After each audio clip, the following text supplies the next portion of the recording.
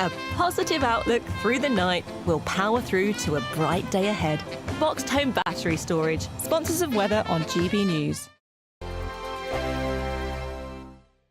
£54,321 cash could be yours. Cash that you could spend however you like. It's like having an extra £1,000 each week for a whole year to play with. Someone is guaranteed to win this amazing amount of cash. So make sure that someone could be you. For another chance to win £54,321 cash, text cash to 63225. One entry costs £2.50 plus one standard network rate message. Or text bonus to 63225. 5 entries cost £5 plus one standard network rate message. Go to gbnews.com/win. Entries start at £2.50. Call 0903 686 3232. Calls cost £2.50 plus your network access charge. Or post your name and number to GB14 PO Box 8690 Derby DE1 9TT. UK only. Entrance must be 18 or over. Lines close at 4 p.m. on the 1st of August. Please check the closing time if listening or watching on demand. Mornings don't have to be tiresome, especially if you have the right company. Wake up to news as it happens, opinion and debate, and of course, a little bit of entertainment too. Because when the kettle's on, we're on. That's Breakfast on GB News, a show worth waking up for. Every morning from 6 a.m. Only on the People's Channel, Britain's news channel. We'll spread the news, you spread the word. Good Afternoon Britain isn't just about us. The wonderful thing about this programme is it's about everyone watching. It's an interactive programme. Well, there absolutely is something to see here, and we're going to be talking about it more. Whether it's breaking royal news, Please bring us up to date. or indeed a particularly punchy speech in the House of Commons, Very, very curious. we bring it to you live, and then we bring you live reaction as well. That's Good Afternoon Britain, weekdays from midday. Only on GB News, the People's Channel, Britain's news channel. From the school run to the home run, watch a new show for all of Britain. He can say whatever he wants. A straight-talking show where all voices are heard. And, you know, when are we going to stop talking about smashing the gangs and actually do it? With the stories that matter from every part of our country. There's a bit of a crash landing there for your Chancellor. Bold, fearless and standing up for you. That's me, Martin Dordme, 3 p.m. till 6 p.m, weekdays, here only on GB News. The People's Channel, Britain's news channel. Westminster's full of talk, but out here, it's the real world. Am I allowed to talk now? No, that's it. This is where it matters, real people and real lives. That's what politics is all about. The fact is Trump made a good start, no. Straight answers, no spin, and just a couple of pints. How many fingers have I got up? About 10. So join me for Lee Anderson's Real World every Friday at 7 p.m, only on GB News. The People's Channel, Britain's news channel.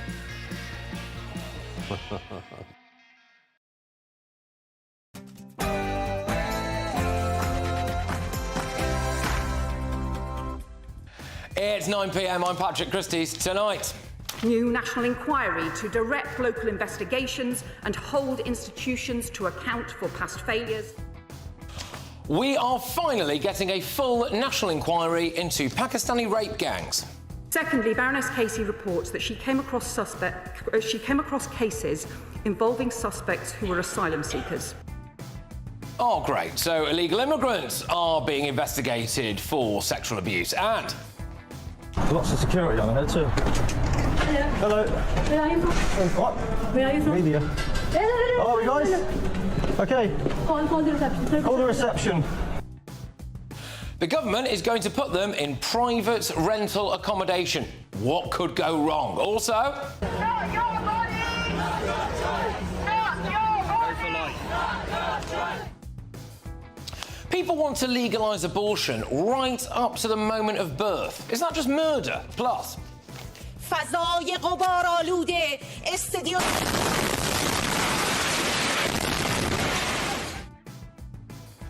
Gosh, well, an Iranian news channel was bombed live on air. But are we about to have Iranian attacks on British soil? On my panel tonight, we've got the former editor of the Evening Standard, Emily Sheffield, former Tory party chairman, there he is. Wave now, Jake. Sir Jake Berry, and political commentator Andy Twelves. And, of course, don't miss my late edition show, 11 p.m. till midnight, for all of the front pages. What's inside the book? It's all good. Get ready, Britain. Here we go.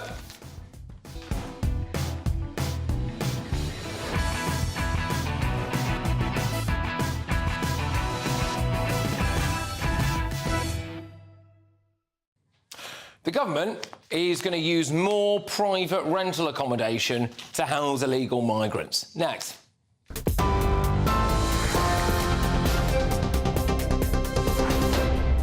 Cue the top stories. Home Secretary Yvette Cooper has vowed to come after adults who engage in penetrative sex with a child under 16, so they face the most serious charge of rape. She also says the government will now make it a formal requirement for ethnicity and nationality data to be collected for all sexual abuse cases. It comes as a report into sexual abuse carried out by grooming gangs in England and Wales is released. Setting out next steps following Baroness Louise Casey's probe into grooming gangs, Ms Cooper told the House of Commons this afternoon.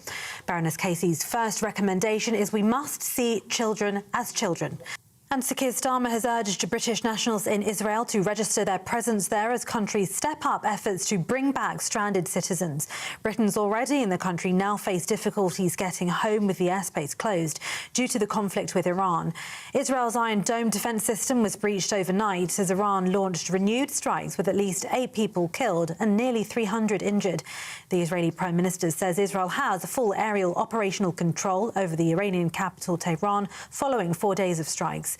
Yesterday, Israeli strikes killed the chief of Iran's armed forces intelligence unit. Sir Keir Starmer says the focus of the G7 meetings this week will be on the de-escalation of the conflict.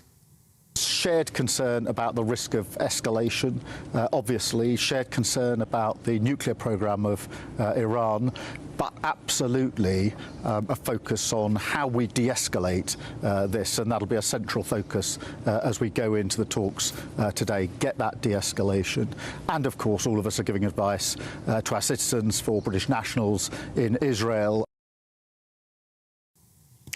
Elsewhere, an Air India Boeing 7878 Dreamliner had to return to Hong Kong mid-flight after a suspected technical issue. The passenger jet, the same type as the aircraft involved in last week's tragedy in Ahmedabad, was bound for New Delhi but turned back after the pilot had raised an issue. The flight to A1315 took off from Hong Kong at 12:16 and landed just over an hour later, according to tracking data. An Air India spokesperson says the airline hasn't yet established if there was a technical issue, but the pilot had suspected something. Meanwhile, the families of 3 of the British victims of last week's Air India crash in Ahmedabad have criticised the UK government's response to the disaster, saying they feel utterly abandoned. That crash killed 229 passengers and 12 crew. 1 person on board the flight, a Brit, survived. In a statement, the families of some of the victims said they're calling on the UK government to immediately step up its presence and response on the ground in Ahmedabad. And those are all of your GB News headlines for now. For the very latest GB News direct to your smartphone, sign up to News Alerts by scanning the QR code or go to gbnews.com/alerts.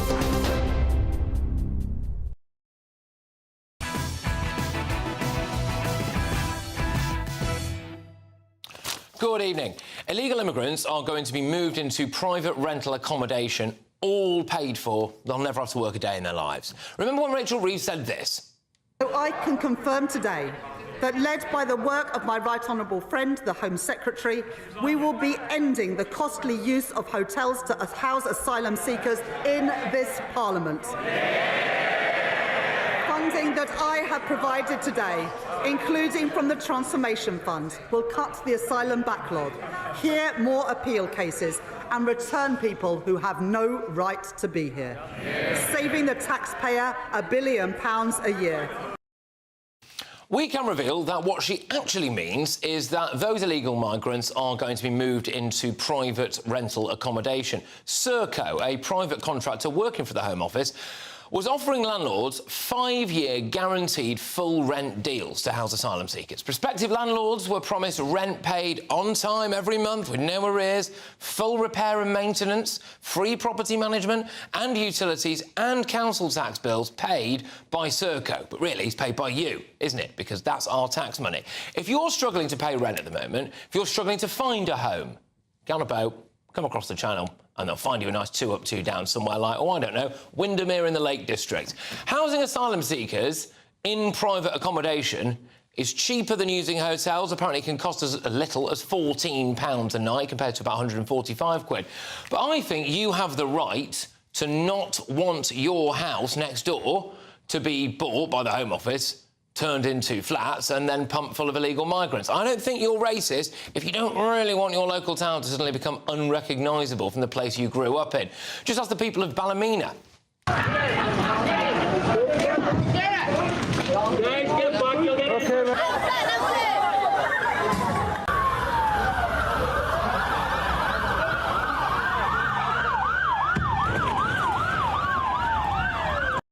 Well, get a load of this, because illegal immigrants are currently being investigated for grooming gang offences. Secondly, Baroness Casey reports that she came across cases involving suspects who were asylum seekers. We have asked her team to provide to the Home Office all the evidence that they found, so the immigration enforcement can immediately pursue individual cases with the police. But let me make clear, those who groom children or who commit sexual offences will not be granted asylum in the UK. We will do everything in our power to remove them. This just makes me so angry. These people broke into Britain, stuck their hand out, expected the taxpayer to drop a load of money in it, and now they're being investigated for allegedly raping Britain's girls. So, naturally, the government wants to move some of them into houses in your town. I mean, if things don't change, I'm worried that there could be civil unrest. And I'll tell you what, not only would I deport the illegal migrants and the sex criminals, I'd boot out the big bosses at Serco, because they seem incredibly happy to betray Britain for a bit of cash. Right, let's get thoughts on my panel now. Before that, sorry. Special addition to the show. Our political editor, Christopher Hope, is live with us. Hey, there we go. And you've been with the Prime Minister at the G7 meeting in Canada. Christopher, I believe that the small boats crisis was on the agenda today, was it? What's gone on? That's right, Patrick. Welcome back to the Rocky Mountains in the north of Canada. The G7 leaders are looking at my session after their working lunch. It's called Making Communities Safe, focusing on migration. The PM will say the G7 of leading developed nations should go ahead and tackle the blight of organised criminal gangs with new sanctions in line with what the UK is trying to do by tackling these kingpins.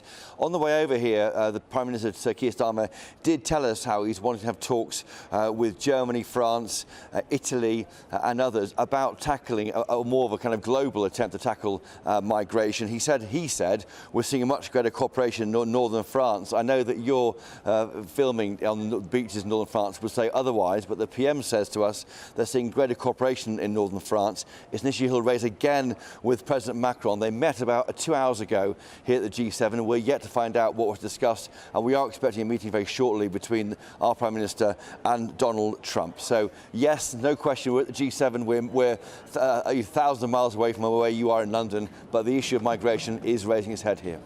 Well, thank you very much, Christopher Hope there, our political editor off near the Rocky Mountains. Right, now, let's actually get the thoughts of my panel. We've got journalist Emily Sheffield, we've got political commentator Andy Twells, and the former chairman of the Tory party, Sir Jake Berry. Jake, I'll start with you. So, I mean, look, on this now, it's pretty shocking, I think, really. Again, social contract issue, isn't it, that we are now going to give illegal migrants 5 years, all fully paid up in these private rented homes? Well, I mean, the first thing is that I don't believe this will solve the issue, because, of course, people are coming in and they're tens and thousands every year.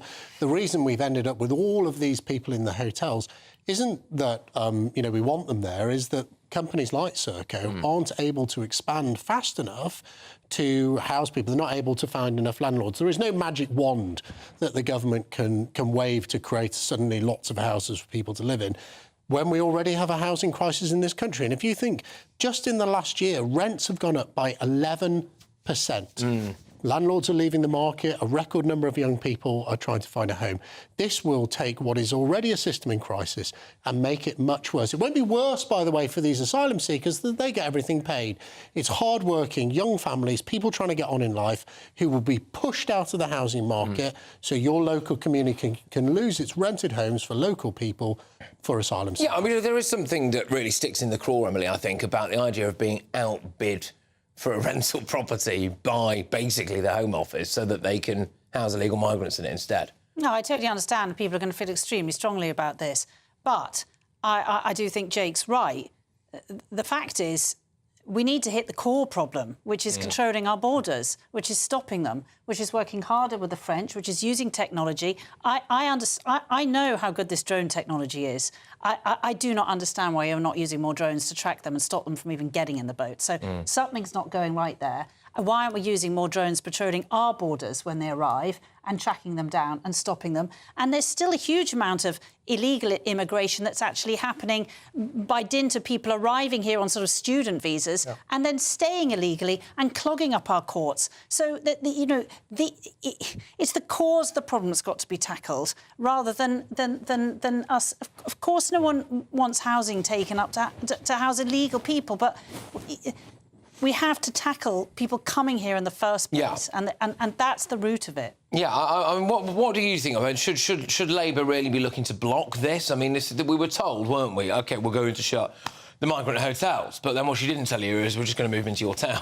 I think if this is, a temporary solution, I think this is probably quite good. I think, you said, it goes down from 145 quid a night to 14, 15 quid a night per migrant. That's a big decrease if it is a temporary solution. I think, it does take time to, get rid of the court backlog to kind of put the impacts in France. So police, though, so at least when they're in a hotel, which I don't like, but at least when they're in a hotel... They're in one place. In one place. And I do think that a lot of people can comment on this and they'll be frightfully progressive and generous until it's a house bang next door to them and their young children. And suddenly, by the way, it's not filled with other young women and their children.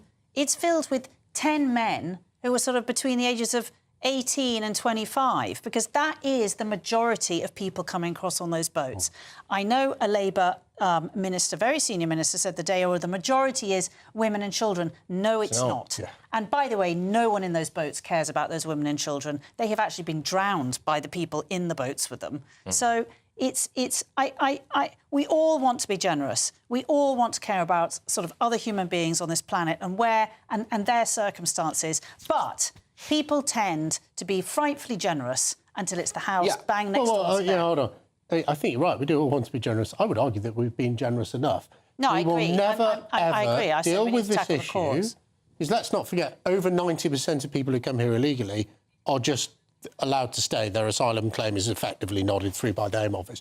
We will never deal with this issue till we have a serious plan to deport people from this country. We should be deporting, 50,000 people come here illegally. We should have a target of deporting 90% of them within 12 months. Because actually, we have a housing crisis in this country. So we already have massive pressure on our housing. If they come here, no matter what their status is, no matter what their status may become, it is still exacerbating the fact that people who've lived and worked in this country their entire life cannot get their foot on the ground. Well, that's it. And I am worried about the potential for civil unrest here. Are you? Yeah, always. I think we live in a very volatile society where, everything can fall apart quite quickly. We see that in Ballymena last week. We saw it in Southport last year. We saw it in Los Angeles last week. Streets of London most of this weekend. But, Where was that? Well, there were protests all over London this weekend. The police have basically lost control of the streets. In central London this weekend. Were there? There were, yes. Oh, well, there you go. Oh, I live in central London, must have missed that. Right. Oh, well, there you go. I think you've got to think, though, how much is Serco making on this? Serco have been a provider of government services for most of my life, and most of the time they're making decent money on top of this. They're the real ones that are going to be profiting out of this. I actually think it's basically treason. Yeah, they're doing.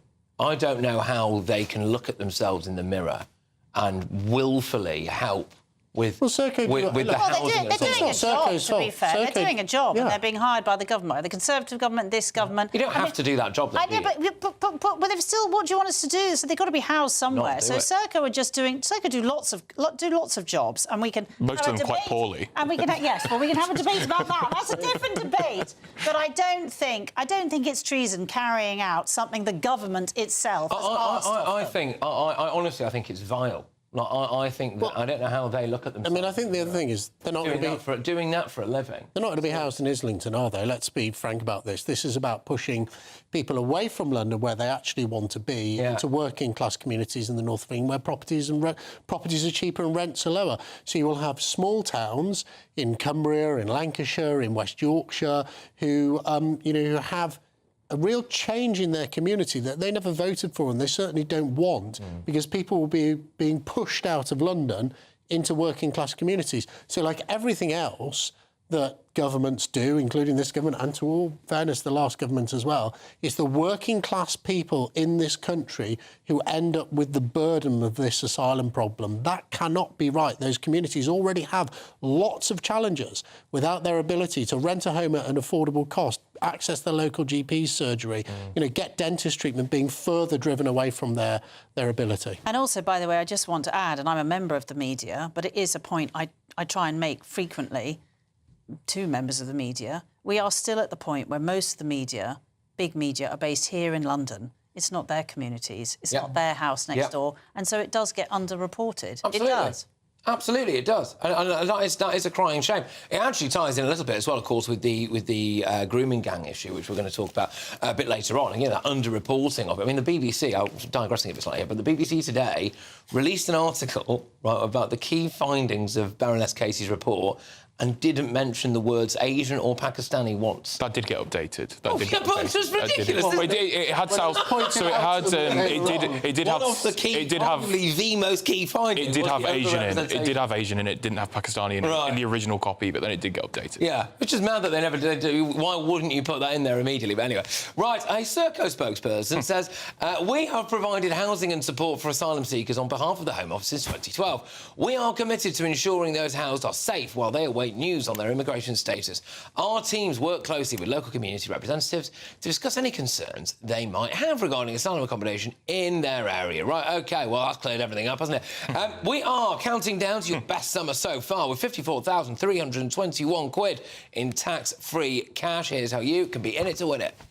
We're kick-starting summer in 5, 4, 3, 2, 1 with your chance to win our biggest cash prize to date, as there's an incredible £54,321 in tax-free cash to be won. What would you spend it on? A brand new car, the holiday of a lifetime, or just the chance to sit back, relax and remove some of those day-to-day financial stresses? £54,321 in tax-free cash has to be won. For a chance to win £54,321 cash, text cash to 63225. One entry costs £2.50 plus one standard network rate message. Or text bonus to 63225. 5 entries cost £5 plus one standard network rate message. Go to gbnews.com/win. Entries start at £2.50. Call 0903 686 3232. Calls cost £2.50 plus your network access charge. Or post your name and number to GB14 PO Box 8690 Derby DE1 9TT. UK only. Entrance must be 18 or over. Lines close at 4 p.m. on the 1st of August. Please check the closing time if listening or watching on demand. Good luck. Wow, loads more coming your way, including this. Secondly, Baroness Casey reports that she came across cases involving suspects who were asylum seekers. Well, there we go. That report also revealed that illegal migrants are suspected of being involved in grooming gangs. So if found guilty, should they be automatically deported? And why on earth were they in the UK in the first place? But before that, MPs could tomorrow usher in the biggest changes to abortion law in more than 60 years. And there are warnings that the proposals could see abortion completely decriminalised. So should women be able to abort their pregnancies at any reason, for any reason, at any point up to birth? Or at what point does that maybe become murder? That's next.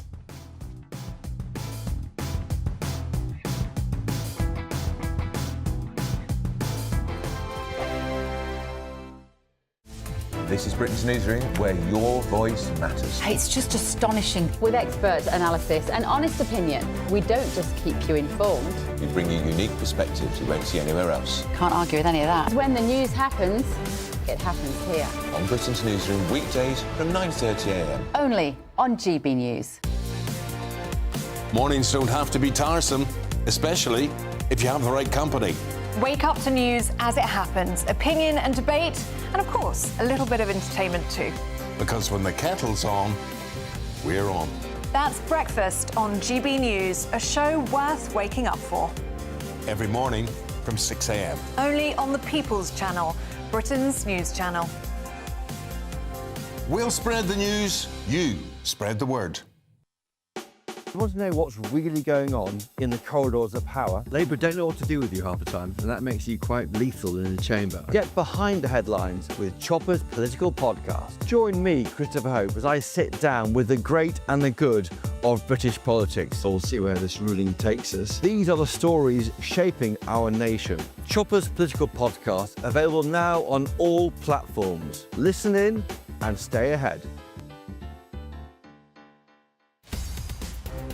In the GB Newsroom, we bring you the news as it happens. With our team of dedicated journalists across the UK. We're ready to keep you up to date with what's happening every half an hour, every single day. Bulletins here on GB News. The People's Channel. Britain's news channel. From the school run to the home run, watch a new show for all of Britain. So he can say whatever he wants. A straight talking show where all voices are heard. And, you know, when are we going to stop talking about smashing the gangs and actually do it? With the stories that matter from every part of our country. There's a bit of a crash landing there for your Chancellor. Bold, fearless and standing up for you. That's me, Martin Daubney, 3 p.m. till 6 p.m. weekdays here only on GB News. The People's Channel, Britain's news channel. At GB News, we are proud to stand for you, for the Britain you love, for the communities you live in. That's what makes us the fearless champions of Britain, its voices and its values. Because we, at GB News, the People's Channel, Britain's news channel. We're proud to be GB News, the People's Channel. And as you know, we always love to hear your views. Now, there's a new way of getting in touch with us at gbnews.com/yoursay. By commenting, you can be part of a live conversation and join our GB News community. You can even talk to me, Bev Turner, or any of the members of the GB News family.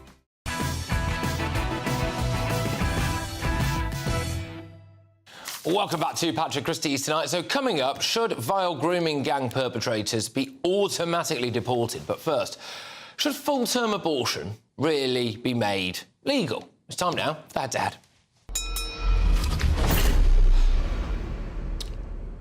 Yeah, so MPs will tomorrow debate the biggest proposed changes to abortion law for nearly 50 years, which could see abortions completely decriminalised. Currently, abortion is legal up to the 24th week of pregnancy, but 2 doctors must sign it off. It's only permitted after 24 weeks in specific circumstances, such as if there's a risk to the woman's life or a substantial risk of serious fetal abnormality. But 2 Labour MPs will tomorrow bid to repeal those laws and ensure that women will no longer face prosecution if they have an abortion after 24 weeks. So, in July 2023, mother of 3, Carla Foster, was jailed for just over a year after taking abortion pills when she was between 32 and 24 weeks pregnant. She was one of 6 women who've been prosecuted in the past 3 years for ending or attempting to end their own pregnancies after 24 weeks. So look, tonight I'm asking, should full-term abortion really be made legal? Let me know your thoughts. You can go to gbnews.com/yoursay. Let's go head-to-head on this now with Professor of Family and Parenting Research at the University of Kent, Professor Ellie Lee, and the Catholic commentator Caroline Farrow. Thank you so much. OK, Caroline, at what point do you think this just becomes infanticide? I think that all abortion is taking away an unborn life. But I think when you get to late-stage abortion in particular, this is no longer a clump of cells, as people might want to think of an unborn baby. It's not a clump of cells. It's a viable human being. This is the stage at which women are throwing baby showers. They're naming their baby. If a baby's born at that point, then he or she are able to live independently outside of the womb. And we are saying, OK, that doesn't matter, actually. What matters is, what the mother allegedly wants. And a lot of the time, I think, I do a lot of work with women in crisis pregnancies, and so often they say that the 24-week limit means that the pressure is off. Because the law stops you from doing anything beyond 24 weeks, that actually means that the pressure comes off them. OK, all right, well, I will bring in Professor Ellie Lee now. So I'm assuming you have the opposite view then, do you? Where are you on this? Well, not in the sense... I mean, I don't think anybody thinks of a fetus is a 26-week-old fetus is a lump of cells. I mean, literally, nobody works in the abortion service thinks that. I also think there's something I find quite disturbing that's gone on in this discussion, where it's almost as if an idea has taken hold, whereby people think that the reason why women don't take mifepristone at 38 weeks is because of a clause in the Offences Against the Person Act. And it's a very, very odd idea. So the patterning of abortion by gestation really has very little to do with the criminal law. It's generated by women themselves and how they see their pregnancies, and by abortion providers and what they'll provide. And if you look at the patterning of abortion by gestation, the patterning is so skewed to very, very early pregnancy, and increasingly so. And the reason why... But why should... Sorry, I'm just going to ask, why should we allow women to have an abortion right up to the moment of birth in Britain? Why should we? Well, you don't need to worry about it, because nobody's asking for that and nobody's attempting to do it. So the reason why these amendments are being brought tomorrow isn't because there's loads of women around who want to try and self-induce a birth at 38 weeks and deliver a dead baby. No women want to do that. There's no demand for very late abortion. Well, the reason why these amendments are being brought is because a small number of women, it's about 100 women, some of whom haven't even taken mifepristone, are being prosecuted by what is now, I think, quite an out-of-control police force and CPS. OK, I don't know. I mean, a lot of people... Lives is quite astounding. So that's why people are concerned about this. That nobody's trying to get women to have abortions at 38 weeks. It's not about getting them to have it, though, is it? It's whether or not they should be allowed to at all. But go on, Caroline, what do you think? This is actually about protection for women and for unborn babies. And the thing is, yes, Ellie, you may be right that there may not be women queuing up to have late-stage abortions, but it is happening. And the reason why it is happening and has been happening, there's a much more sensible amendment being debated tomorrow. And the reason it's happening is because during COVID, the requirement for a woman to see a doctor face-to-face in order to get an abortion was scrapped. And so we had abortion pills given out by telemedicine. And what has happened is that women are getting abortion pills via the telemedical services. Nobody's seeing them. Nobody's talking to them. No one is seeing how pregnant they are. It's very common as well in early pregnancy to have some bleeding. So pregnant women are having bleeding and thinking, oh, I've miscarried.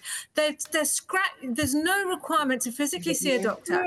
So women are taking the pills, perhaps not realising how pregnant they are, that partners are getting hold of them. And a much more sensible option would be to vote for MPs tomorrow, to vote for Caroline Johnson MPs, which is to reintroduce the ability to see a doctor.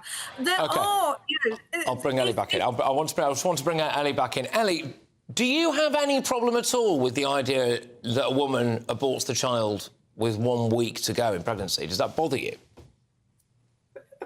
It would be terrible, and women, no women are doing this. No doctor will provide it. And I tell you what worries me more, Patrick. It's that this discussion has taken off, and this term, full-term abortion, is now circulating as part of this debate. And I do not know what is going on in people's heads, where they think that the only thing that's stopping women taking mifepristone at 40 weeks and sitting at home and trying to deliver a dead baby is a clause in the Offences Against the Person Act. I tell you what, it's refreshing. It's a completely bizarre perception. But you know what, Ellie? It's not bizarre. I'm sorry, I'm just... One sec. Sorry, can I just come in here? Because it's not bizarre.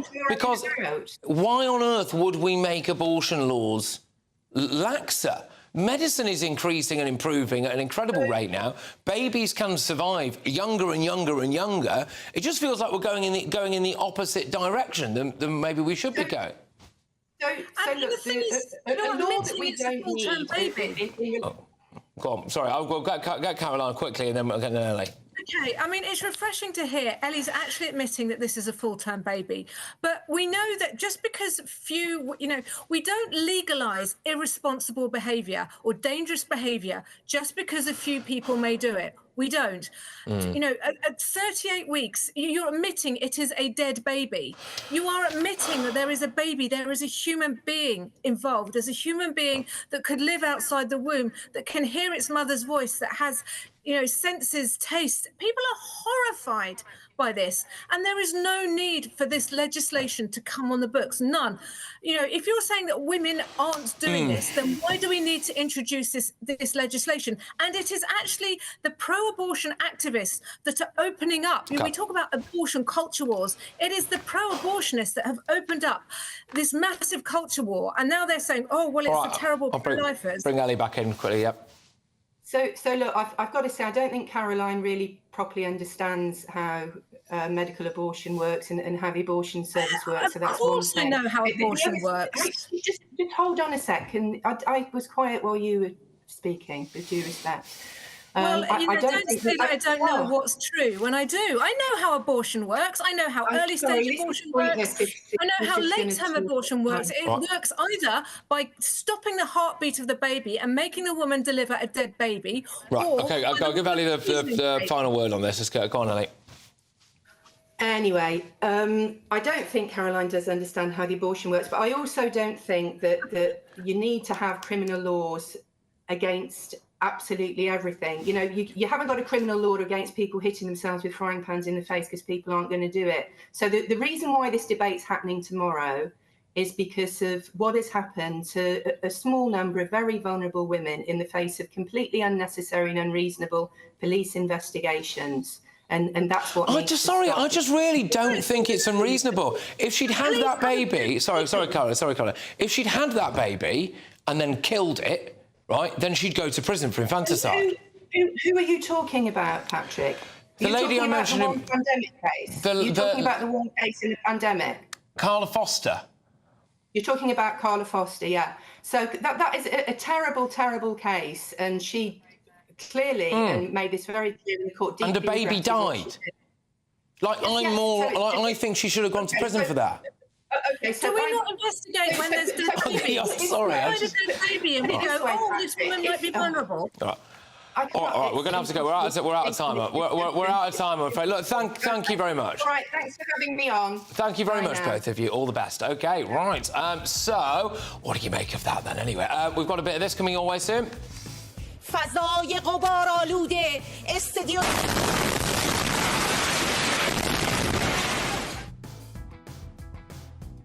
Well, that was a shocking moment. Israeli missiles hit the Iranian state broadcaster live on air. But could the conflict between the two countries lead to lone wolf attacks here in Britain? I'll find out shortly. First, though. Secondly, Baroness Casey reports that she came across cases involving suspects who were asylum seekers.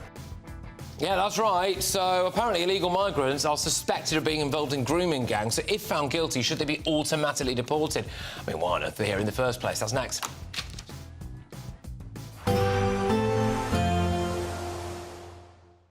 Be nice to escape the grey. Clear skies, here we come. As clear as our travel insurance. All Clear Travel Insurance sponsors GB News Travel Destinations Forecast. If you're jetting off to the Mediterranean this week, there will be plenty of fine conditions, quite widespread sunshine out towards Greece and the Aegean. A few showers to watch out for in places. They may develop into thunderstorms, but they're being driven because the temperatures are really set to soar. Particularly across Iberia, we could see a heat wave developing with inland areas, seeing temperatures close towards 40 degrees Celsius by midweek, and that heat will transfer to France later on. All Clear Travel Insurance sponsors GB News Travel Destinations Forecast. Hello and welcome along to the latest update from the Met Office for GB News. Windy in the north overnight, particularly the far north of Scotland, with areas of cloud and some rain drifting south, although it will stall across central areas, leaving mostly fine conditions across southern parts of the UK because of this area of high pressure which is beginning to dominate. And that's going to extend countrywide later this week. But for the time being, we do have some weak weather fronts toppling in across the northern edge of that high, and those weather fronts have been bringing outbreaks of rain to central and northern Scotland through the day. The rain then sinking into southern Scotland and Northern Ireland overnight. Some heavy bursts associated with it and some strong winds in the far north. Further south, it's a calmer night with clear spells and some mist and fog to start the day across southern parts of England and the Midlands. Nevertheless, through Scotland, it's a cloudy start for many. Some brightness as the cloud breaks up to the east, but it's still a blustery picture across much of Scotland and Northern Ireland as we begin Tuesday with showery rain at times. The rain edging into Cumbria, northern parts of the Pennines, and an increase in the cloud coming along to parts of Wales, the north coast of Devon and Cornwall. But for much of East Wales, the Midlands, East Anglia and the south, it's a sunny start to Tuesday after any mist patches burn away. And then we keep those spells of sunshine into the afternoon, possibly a sunnier afternoon compared with Monday. But we do have this zone of cloud and rain that's tending to peter out through the day across central parts of the UK. Brighter skies to the north, feeling fresher. 26 Celsius, though, in the southeast. And those temperatures are going to climb day by day through the rest of the week as high pressure extends its influence across the whole of the UK. So most places are going to be bright and dry on Wednesday, some cloud and a bit more of a breeze in the north of Scotland. But elsewhere, with that strong June sunshine, temperatures rising each day, peaking by the weekend into the low 30s. Westminster, the ultimate clique. And you're fighting like rats in a sack. But here on the Camilla Tominey Show, we ask the questions the establishment media is too scared to ask. OK, let me ask you a straight question, because I know you're a straight-talking politician. Whether it's net zero, illegal immigration or law and order, nothing is off-limits. You had the power then. Yeah, as I and say, now you've lost it. That's the Camilla Tominey Show, a politics show that's fearless. But no, let me finish my question if you don't mind, because it is my show. Sundays at 9:30, only on GB News, the People's Channel, Britain's news channel. What is the state of our economy? What is the state of our National Health Service? What is the state of our schools? What on earth is going on? Understanding Britain means understanding the state we are in. This is State of the Nation with me, Matt Goodwin, Wednesdays, Thursdays and Fridays from 8 p.m. on GB News.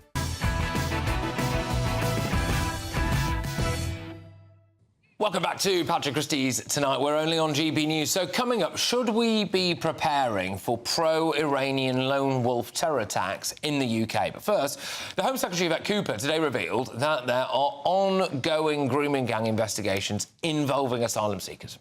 Janice Casey reports that she came across cases involving suspects who were asylum seekers. Those who groom children or who commit sexual offences will not be granted asylum in the UK. We will do everything in our power to remove them.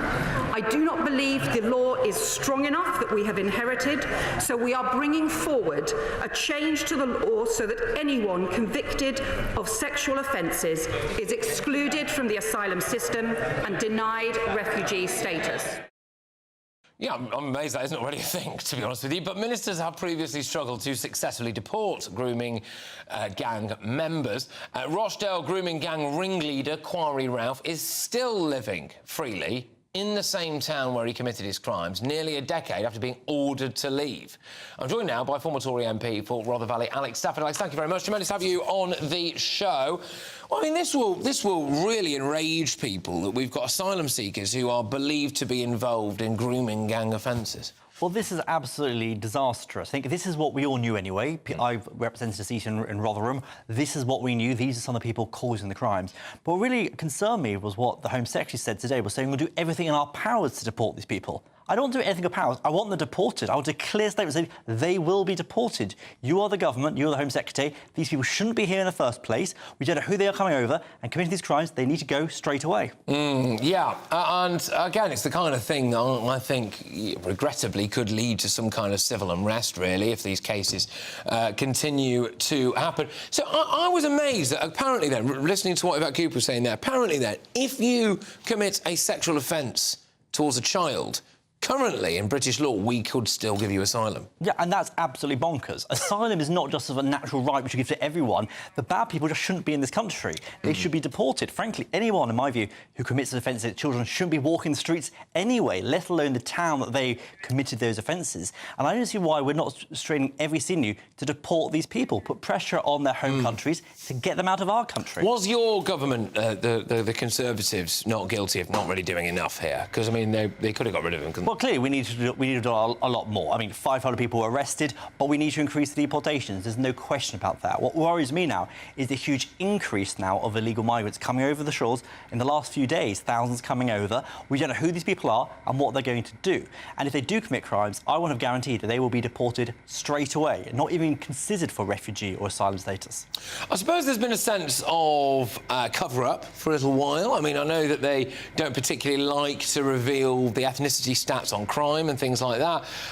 You know, this was very much new information today. To a lot of people, anyways. I think it was new information in the sense of the first time it's been written down in a report about illegal immigrants. But if you speak to anybody on the front line working on these issues, or frankly some of the police or council workers dealing with these issues, it doesn't come as a surprise at all.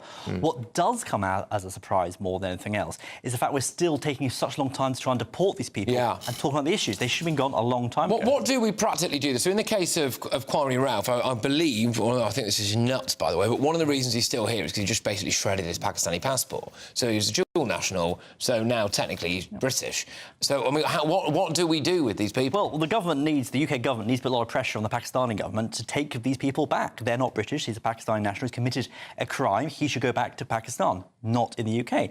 And the government can put lots of different pressures, everything from threatening to withdraw foreign aid, for instance. Sandhurst, there's a lot of Pakistani officers currently training at Sandhurst, the British Army. We do that with a lot of other countries. We should say, actually, we're not going to help train your army if you don't take these people back. We're going to put more pressure on other countries to take back their criminals, and hopefully that'll put more impetus on those home countries to actually put pressure on their nationals to behave better. OK, thank you very much for your time, as ever. That is the former Tory MP for Rother Valley, Alexander Stafford. OK, so coming up at 10 p.m.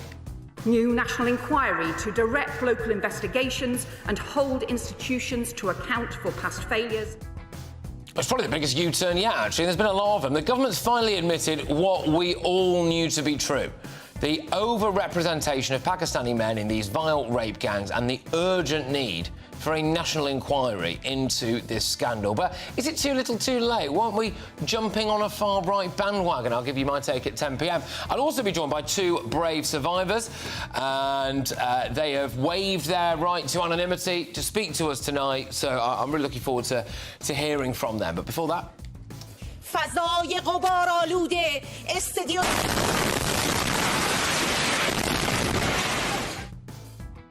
Yikes. So, that was the shocking moment that Israeli missiles hit the Iranian state broadcaster live on air. But could that conflict spill over onto the streets of Britain? Stay tuned.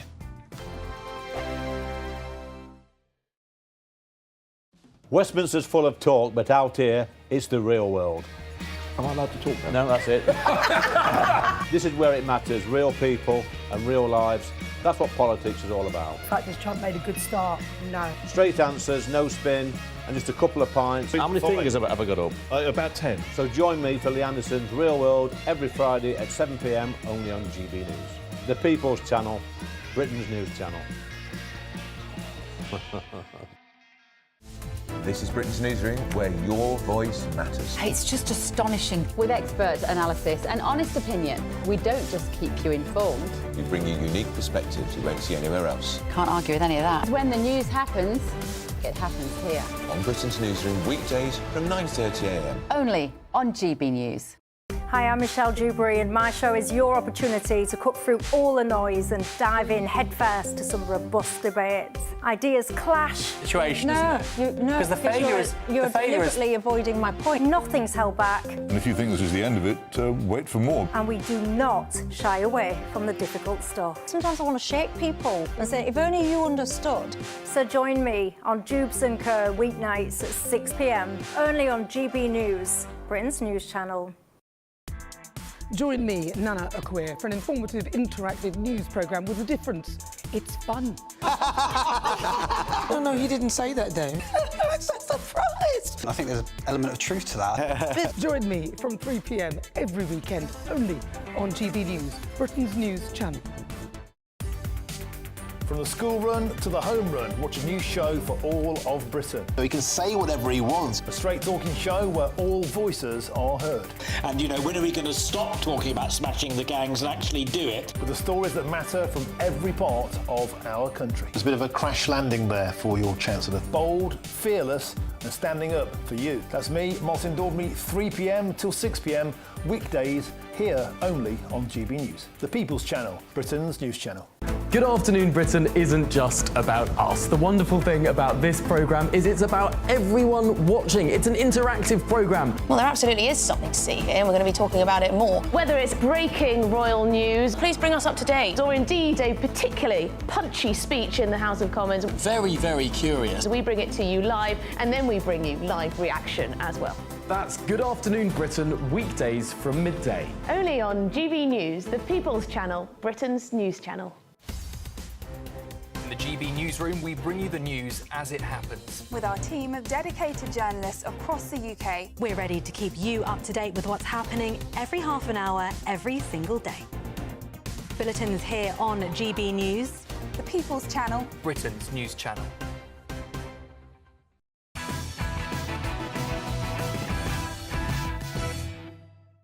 Hello, welcome back to Patrick Christys Tonight. So, coming up, we're going to be joined live by two very brave grooming gang survivors who have waived their anonymity in order to speak with us. But before that, a top military expert has warned that British bases and embassies overseas could be in the firing line as the conflict between Iran and Israel escalated today.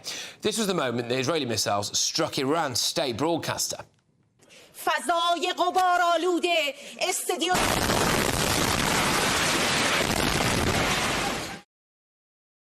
Oh, it's a bad day at the office, isn't it? Tehran has already threatened to target the UK, US and French forces if they help Israel defend itself against missile and drone attacks. But could that threat spill onto British soil? Former Met Police Commissioner Lord Hogan Howe said that we need to keep a strict eye on the Iranian threat. There is a concern of sleeper cells operating here in Britain about to do some bad things. I'm joined now by founder of Iran Front and political activist Vahid Beheshti. Thank you very much. Tremendous to see you. Thank you. I think last time we spoke, someone had tried to stab you, hadn't they? Yes, we are still here. Today is the day 845. We are camping in front of Foreign Office, still asking the government to prescribe IRGC, but I don't think we need that anymore because the regime very soon will fall. Tehran by next couple of days will fall, and then after that we will see the development. The regime is finished. OK, well, it's a strong idea that the Iranian regime is finished. In terms of what we can expect here, I've seen numerous different reports saying that there are Iranian sleeper cells ready to operate at the behest of the Ayatollah here in Britain. Is that true?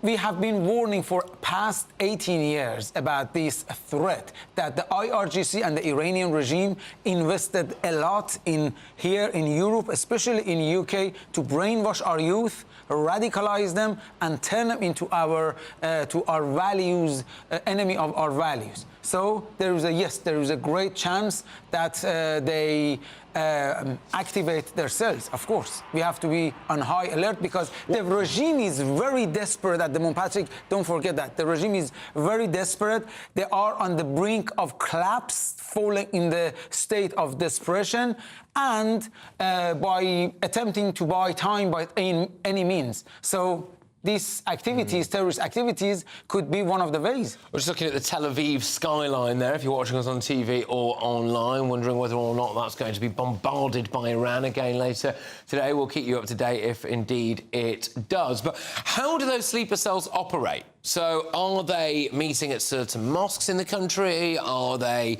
just for all intents and purposes, normal people that just happen to be at the behest of the Iranians? I mean, how does it work?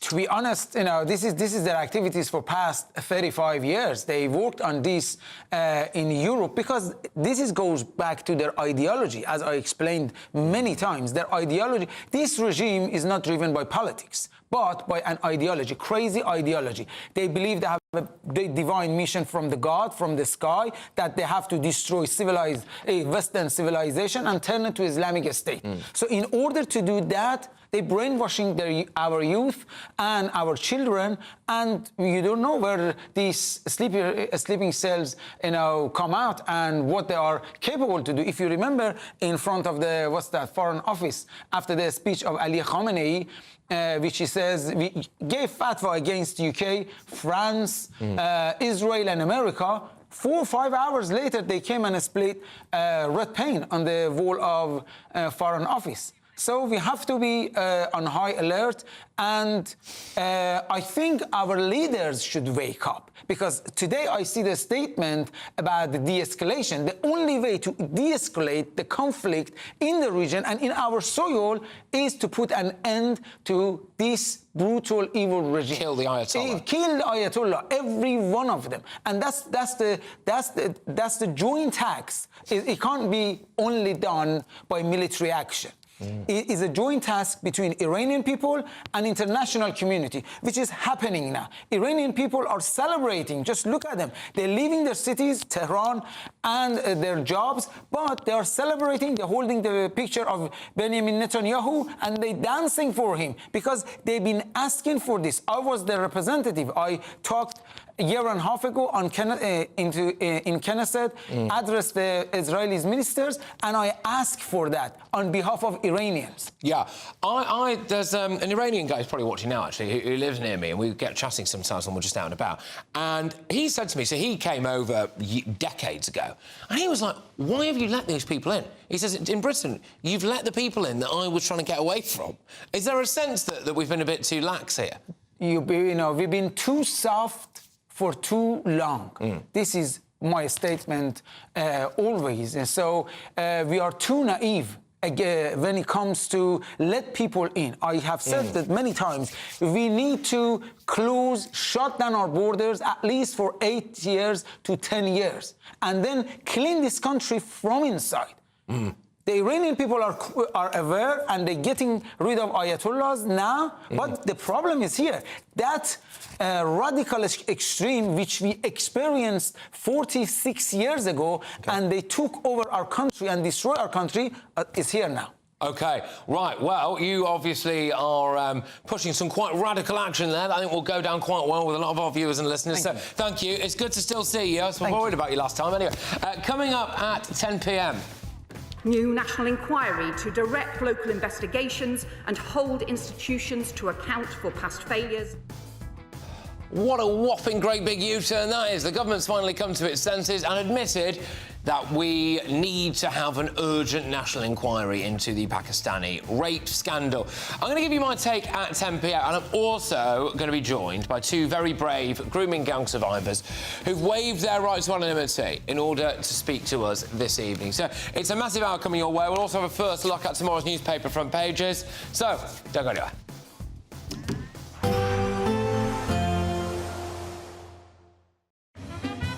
A positive outlook through the night will power through to a bright day ahead. Boxed Home Battery Storage, sponsors of weather on GB News. Hello and welcome along to the latest update from the Met Office for GB News. Windy in the north overnight, particularly the far north of Scotland, with areas of cloud and some rain drifting south, although it will stall across central areas, leaving mostly fine conditions across southern parts of the UK because of this area of high pressure which is beginning to dominate. And that's going to extend countrywide later this week. But for the time being, we do have some weak weather fronts toppling in across the northern edge of that high, and those weather fronts have been bringing outbreaks of rain to central and northern Scotland through the day, the rain then sinking into southern Scotland and Northern Ireland overnight. Some heavy bursts associated with it and some strong winds in the far north. Further south, it's a calmer night with clear spells and some mist and fog to start the day across southern parts of England and the Midlands.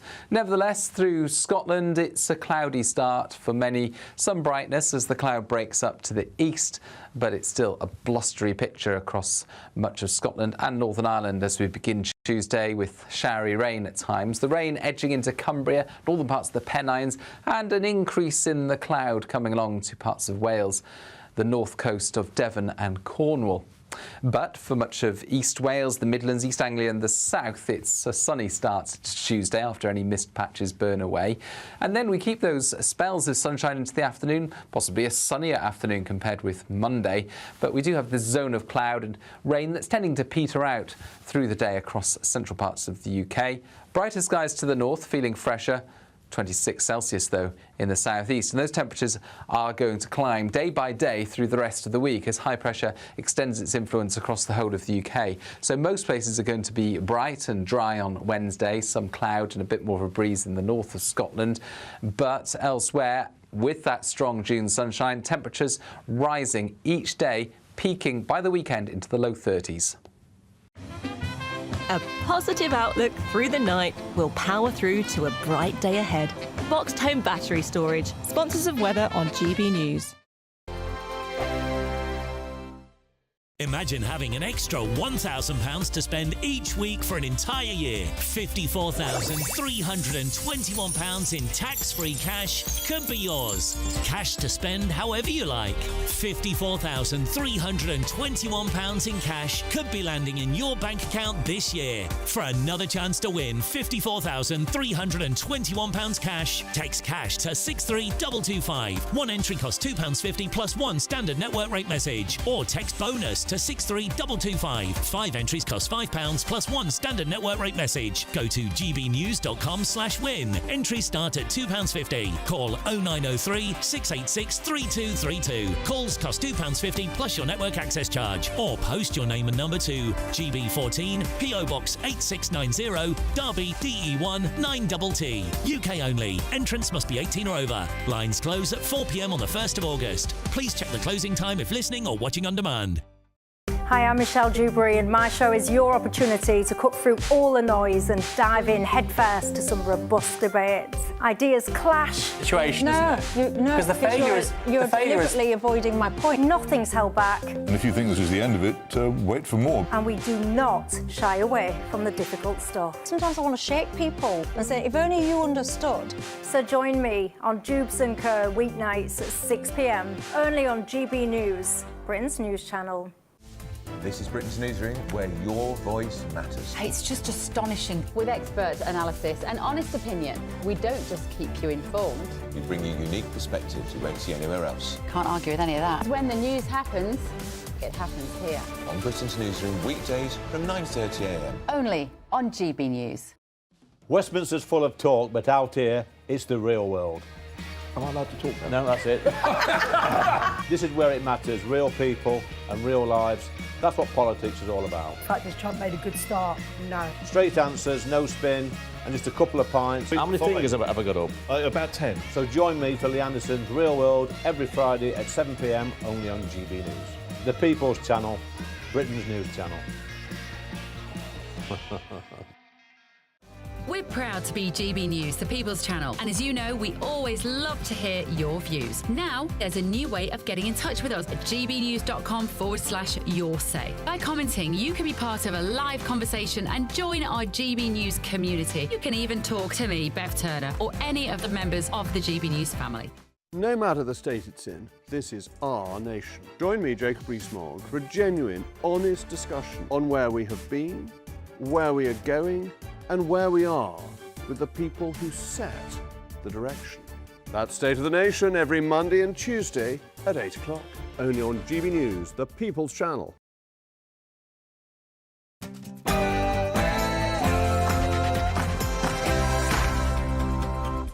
It's 10 p.m. I'm Patrick Christys. Tonight, New national inquiry to direct local investigations and hold institutions to account for past failures. we are getting a full national inquiry into Pakistani rape gangs. Secondly, Baroness Casey reports that she came across cases involving suspects who were asylum seekers. So illegal immigrants are being investigated for sexual abuse. Plus, lots of security on ahead too. Hello. Where are you from? What? Where are you from? Media. Hello. Oh, are we guys? Okay. Call the reception. Call the reception. So the government is going to put them in private rental accommodation. What could go wrong? Also, you have to be authentic.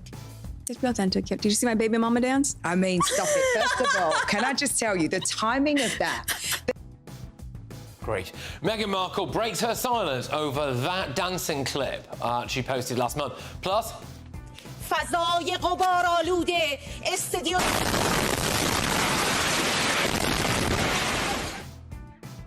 gosh, well, an Iranian news channel was bombed live on air.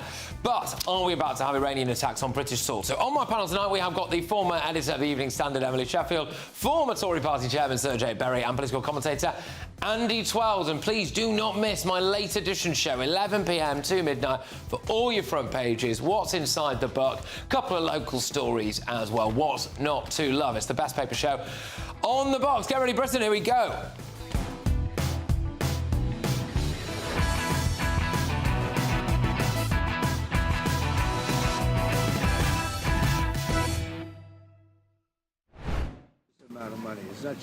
OK, we're going live to Alberta, Canada, where President Trump and Prime Minister Starmer are talking.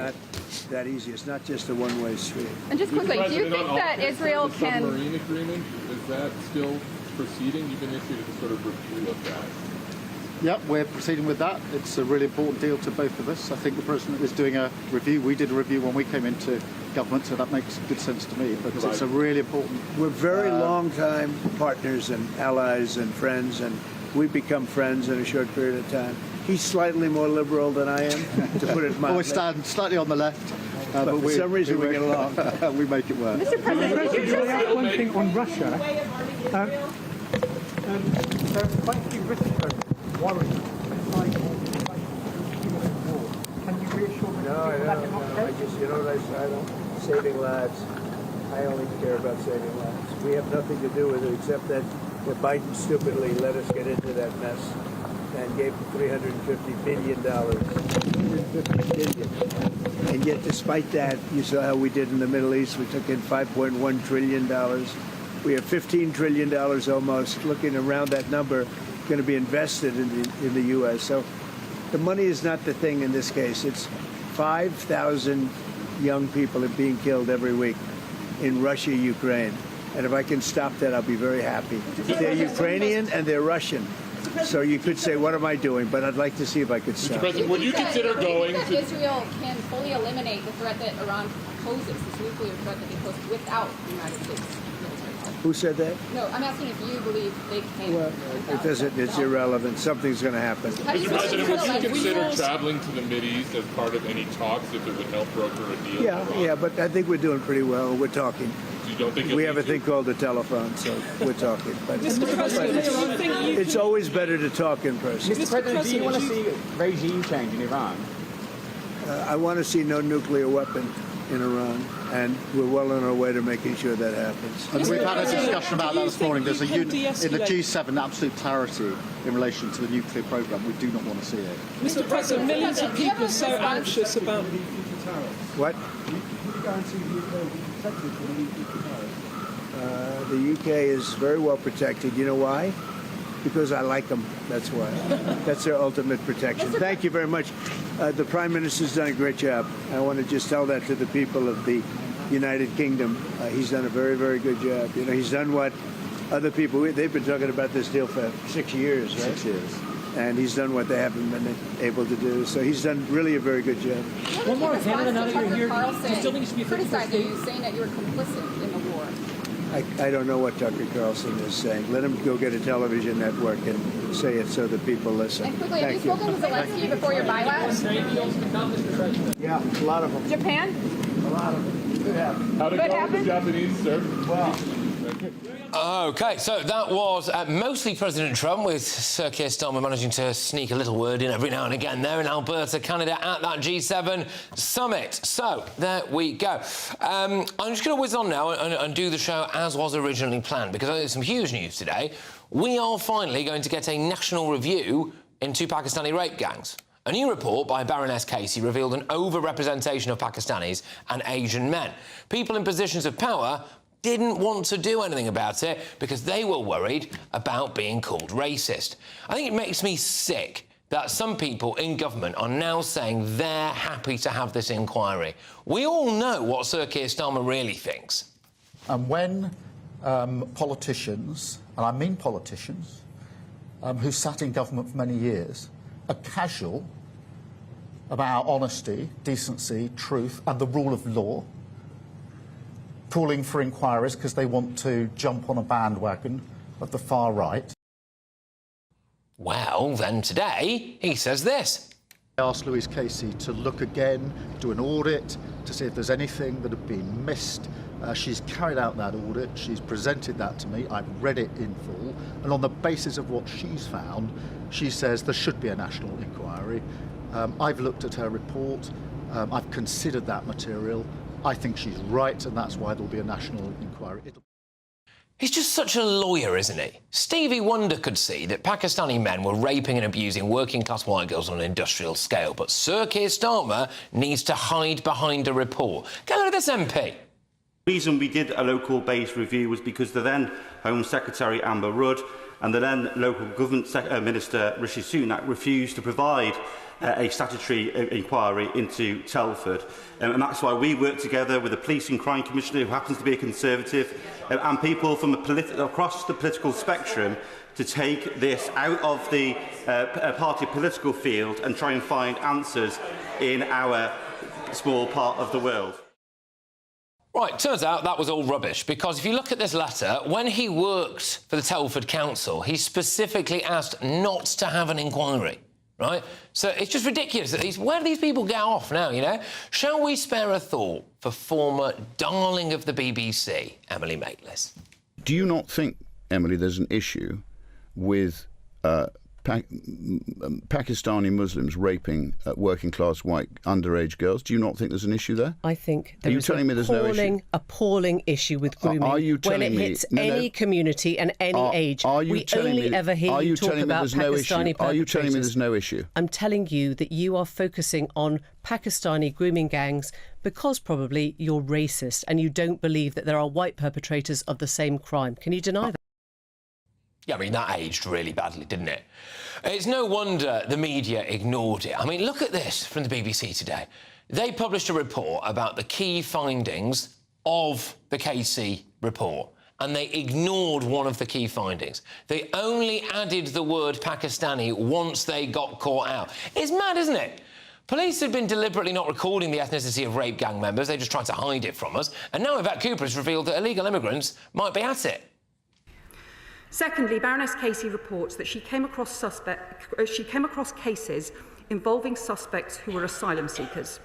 We have asked her team to provide to the Home Office all the evidence that they found, so the immigration enforcement can immediately pursue individual cases with the police.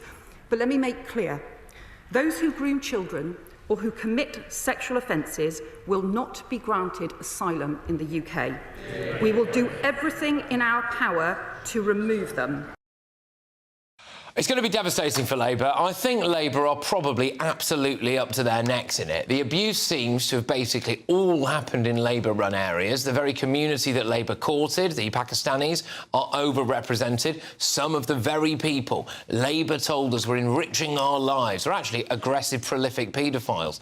The public will never forget that Labour have tried to do everything to avoid that national inquiry. Sir Keir Starmer has been forced into it. I think he cares more about not seeming racist than he does about working-class white girls being abused. So get ready, Sir Keir, because this inquiry might take about 3 years. So could be out just in time for the next election. Let's get the thoughts of my panel, journalist Emily Sheffield. We've also got political commentator Andy Swells and former chairman of the Tory party, Sir Jake Berry. OK, so, Jake, do you think Keir Starmer's been forced into this? It's quite a significant U-turn, isn't it? Well, look, I think it absolutely has. I think once this report, which landed apparently on his desk 10 days ago, once they read the first few paragraphs of this report, they realised that despite their attempts to avoid this this investigation, that they weren't going to be able to avoid it.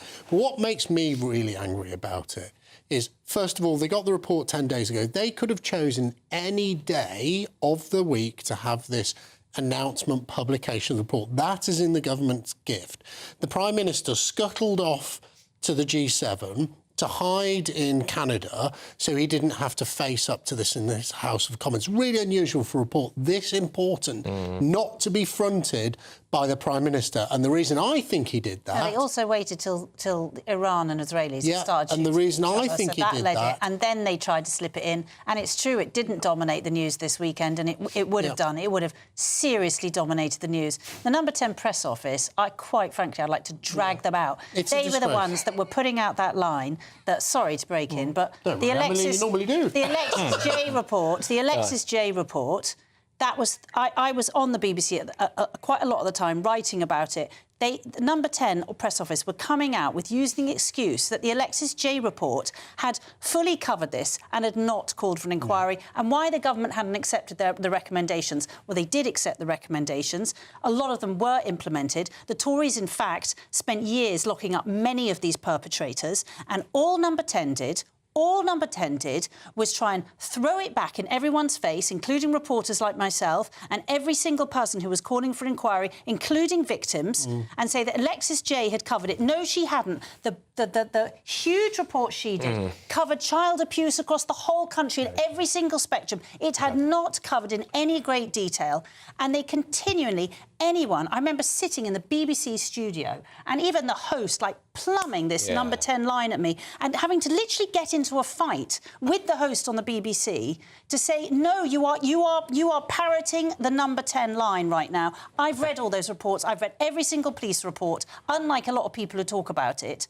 And it was a massive pushback by Number 10. So Keir Starmer, I think he's looking pretty uncomfortable, and I'm really glad, because this was all about his male pride. It was about him being called out and him not being like, oh, but I was the guy who led all the inquiries. His pride now will be absolutely shot to pieces, and then they try and sneak this out when there's a war going on, and I hope he suffers. I really hope he suffers quite a lot of humiliation, because it's absolutely nothing to what those girls had to suffer. Gosh, strong stuff. So a failure on his part. Andy, I'll bring you in.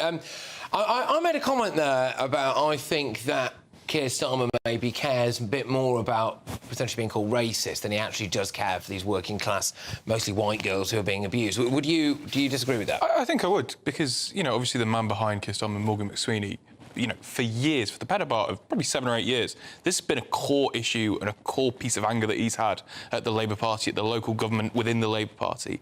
And I think, this is Morgan's view, Morgan's kind of way of life, sneaking into Starmer's. I think this, this report and the, subsequent inquiry is absolutely what the Labour Party should be doing. The Labour Party should be standing up for the working class of this country. And I think this is actually what Keir Starmer should be doing, and I'm really quite happy that he was. He was there just a few weeks ago when they refused to have the inquiry. Well, they were waiting until the report came out. People Rotherham tweeted out over the weekend, I'm just so pleased the government's finally agreed to have an inquiry. She voted against it just a couple of weeks ago. Well, that wasn't actually an inquiry. That was something that the amendment suggested an inquiry. Hypocrisy. Why are they? If they'd voted the amendment through, then it would have killed the bill. The Prime Minister's scuttled away to Canada. You've got Labour MPs, including the one from Telford, you brilliantly picked up there. Congratulations to GBNews calling out the hypocrisy on that. Keir Starmer has got lots of questions to answer about his personal role, because he was, of course, head of the Crown Prosecution Service. He never tires of telling us that he was this country's chief prosecutor, and the Crown Prosecution Service, not him, I don't think he had any direct knowledge of it, but the Crown Prosecution Service is called out for real criticism. And the real tragedy of this is the announcement of this public inquiry will kill any debate about this issue for the next 3 years, because the government will say, whenever you put a question to them, I'm sorry, there's a public inquiry, we have to let it run its course. Well, you do have to let them run the course. But what they have done is they've stifled any debate about this. Is that why your government didn't call a national inquiry? I think 3 years is too long. Kemi Badenoch said you could do it in 2. Why didn't she do it when she was Women's Minister? Well, Kemi Badenoch did campaign about this. But she was Women's Minister, why didn't she call it? Campaign for an inquiry. It's simply not true to say she didn't campaign. Not hard enough, seemingly. But can we go back? There was a reason why this came up again. the Conservatives, if you look back, if you have read the reports as I have... Yeah, I read it this afternoon. No, not this report. What, the Alexis J report? No, and previous that, the council reports, the police reports. There were years of very, very good investigations. And she brings up, Casey, today, a very good point, which, again, I was trying to raise back over Christmas and in January. Most of these recommendations that were made to the police, the council, care homes, most of those have not been taken up, even these early ones. Yeah. No one went back to it. And the reason this came up again was because Oldham Council this time contacted their MP and said, we need an inquiry. We still realise we have not fixed this. At that point, what was stopping Labour? What do you think stopped them? Why do you think they that's a want good to point. look into these Labour areas and call for a proper Well, let's elaborate on that a little bit, because, you know, there is a concern that maybe some local Labour politicians are up to their necks in this, either, you know, knew about things, didn't report them, maybe, all of that. So there's that issue, isn't there? The other issue I wonder for Labour is the demographic stuff. So, I mean, if, you know, it is what we think it is, what we believe it is, which is that basically Pakistani men are way overrepresented in this thing, you know, Labour's going to have to face up to that, aren't they? With their kind of view on multiculturalism and mass immigration. Well, I would actually, it's not been that enriching. I would encourage Keir Starmer to throw, you know, those councillors out the Labour Party, and I would hope that, you know, the police in those various areas would, you know, imprison them, if nothing else. I think, you know, those people have to go and have no place in the Labour Party or, you know, standing in public office. I think from a demographic issue, it is Why are you going to believe that Keir Starmer is the right person to lead on this at all? I mean, I'm really sorry. He's the democratically elected Prime Minister of the country. But he's not. He should not be the voice on this. I know he's a democratic leader, but for me to look to him and think, oh, he's the guy that's going to... He's not going to lead the inquiry. He's not going to chair the inquiry. Yes, but he's the one now coming out going, oh, yeah, we've got to have it. He's been dragged to this point. Correct. Dragged. And I'm sorry, the only thing that stopped him back in January, which the easiest thing in the world to have just gone, yeah, OK, let's have an inquiry, was his male pride. His male pride. That's ridiculous. He commissioned the report in February, so he did take swift action.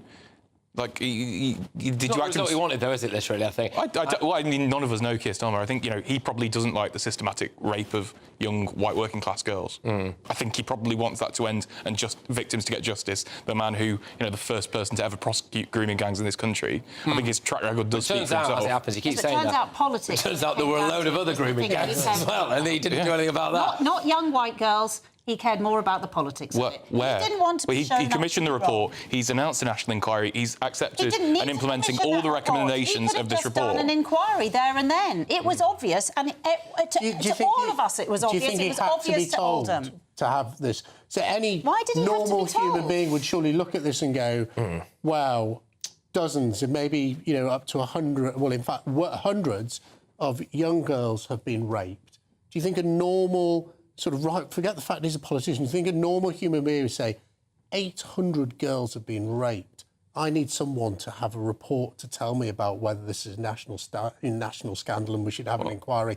Any normal person would look at that when the call for the inquiry came out from Oldham Council, from these Labour councils, and go, do you know what, let's do it. And that's in his power, and he didn't do it. Is Keir Starmer's instincts wrong? I mean, there was a brilliant report actually by Harry Cole, a column in The Sun, where he said that apparently what he does is he goes and takes himself off and reads all his documents, his briefcase and all this stuff, and doesn't really make decisions based on what people are telling him to do, like have a national inquiry. Well, he's a rationalist, isn't he? That's, you know, what most barristers are. They'll, you know, read the documents, read the, you know, the objective facts that have been briefed to them, and then they'll make decisions based off of that. It's just the way he operates. It's how he's been so successful. But then he gets it wrong, doesn't he? I don't think this is wrong at all. He waited until, you know, he commissioned a report, waited for the report to come out, and I think he's made the right decision implementing the recommendations of the Casey report. OK. All right, well, there we go. We are counting down to your best summer so far, with 54,321 quid in tax-free cash. It's the biggest cash Great British giveaway to date, and it could all be yours. Here's the details. We're kick-starting summer in 5, 4, 3, 2, 1 with your chance to win our biggest cash prize to date, as there's an incredible £54,321 in tax-free cash to be won. What would you spend it on? A brand new car, the holiday of a lifetime, or just the chance to sit back, relax and remove some of those day-to-day financial stresses? £54,321 in tax-free free cash has to be won. For a chance to win £54,321 cash, text cash to 63225. One entry costs £2.50 plus one standard network rate message. Or text bonus to 63225. 5 entries cost £5 plus one standard network rate message. Go to gbnews.com/win. Entries start at £2.50. Call 0903 686 3232. Calls cost £2.50 plus your network access charge. Or post your name and number to GB14 PO Box 8690 Derby DE1 9TT. UK only. Entrance must be 18 or over. Lines close at 4 p.m. on the 1st of August. Please check the closing time if listening or watching on demand. Good luck. Well, coming up, I've got all of tomorrow's newspaper front pages with my panel. We're going to go live to Canada, where our political editor, Christopher Hope, has got some massive breaking news about the UK-US trade deal. But before that, I'll be joined by 2 brave grooming gang survivors who've waived their right to anonymity to speak with us tonight. So I don't think you'll want to miss that. Don't go anywhere.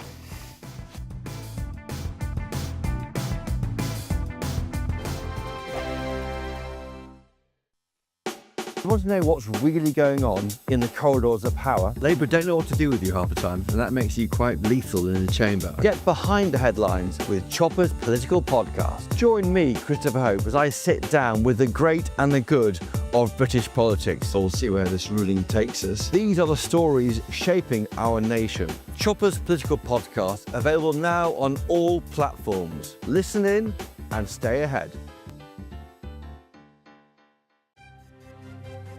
GB News Breakfast, every day from 6 a.m.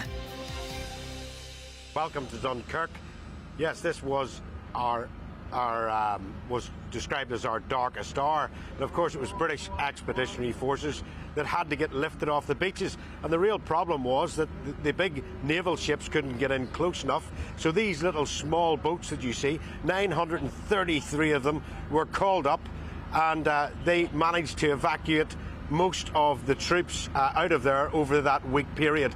And unfortunately, out of those 933 small boats, unfortunately only 697 of them returned.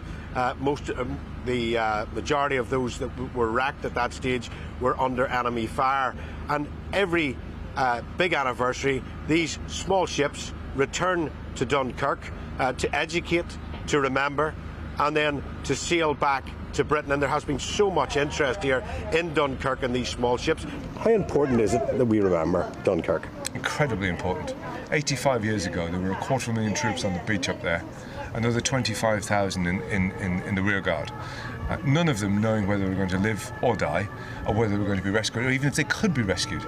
And based upon what's happening today, we need to remember what happened then, and commemorate that and celebrate the fact that we still are aware of it, and these boats exist as well. So it's just so important to us. Lots of these little boats back in the day were only brand new, yes. and the Admiralty just took them away and used them. Yeah. And the men that were on them didn't necessarily own them, and there was quite a few of them destroyed. There were 240 of them destroyed over that whole period. GB News, the People's Channel. Welcome back to Britain's Newsroom with Andrew and Beth. Hello everyone, Patrick Christys here. I'm Michelle Chu, Britain's News Channel.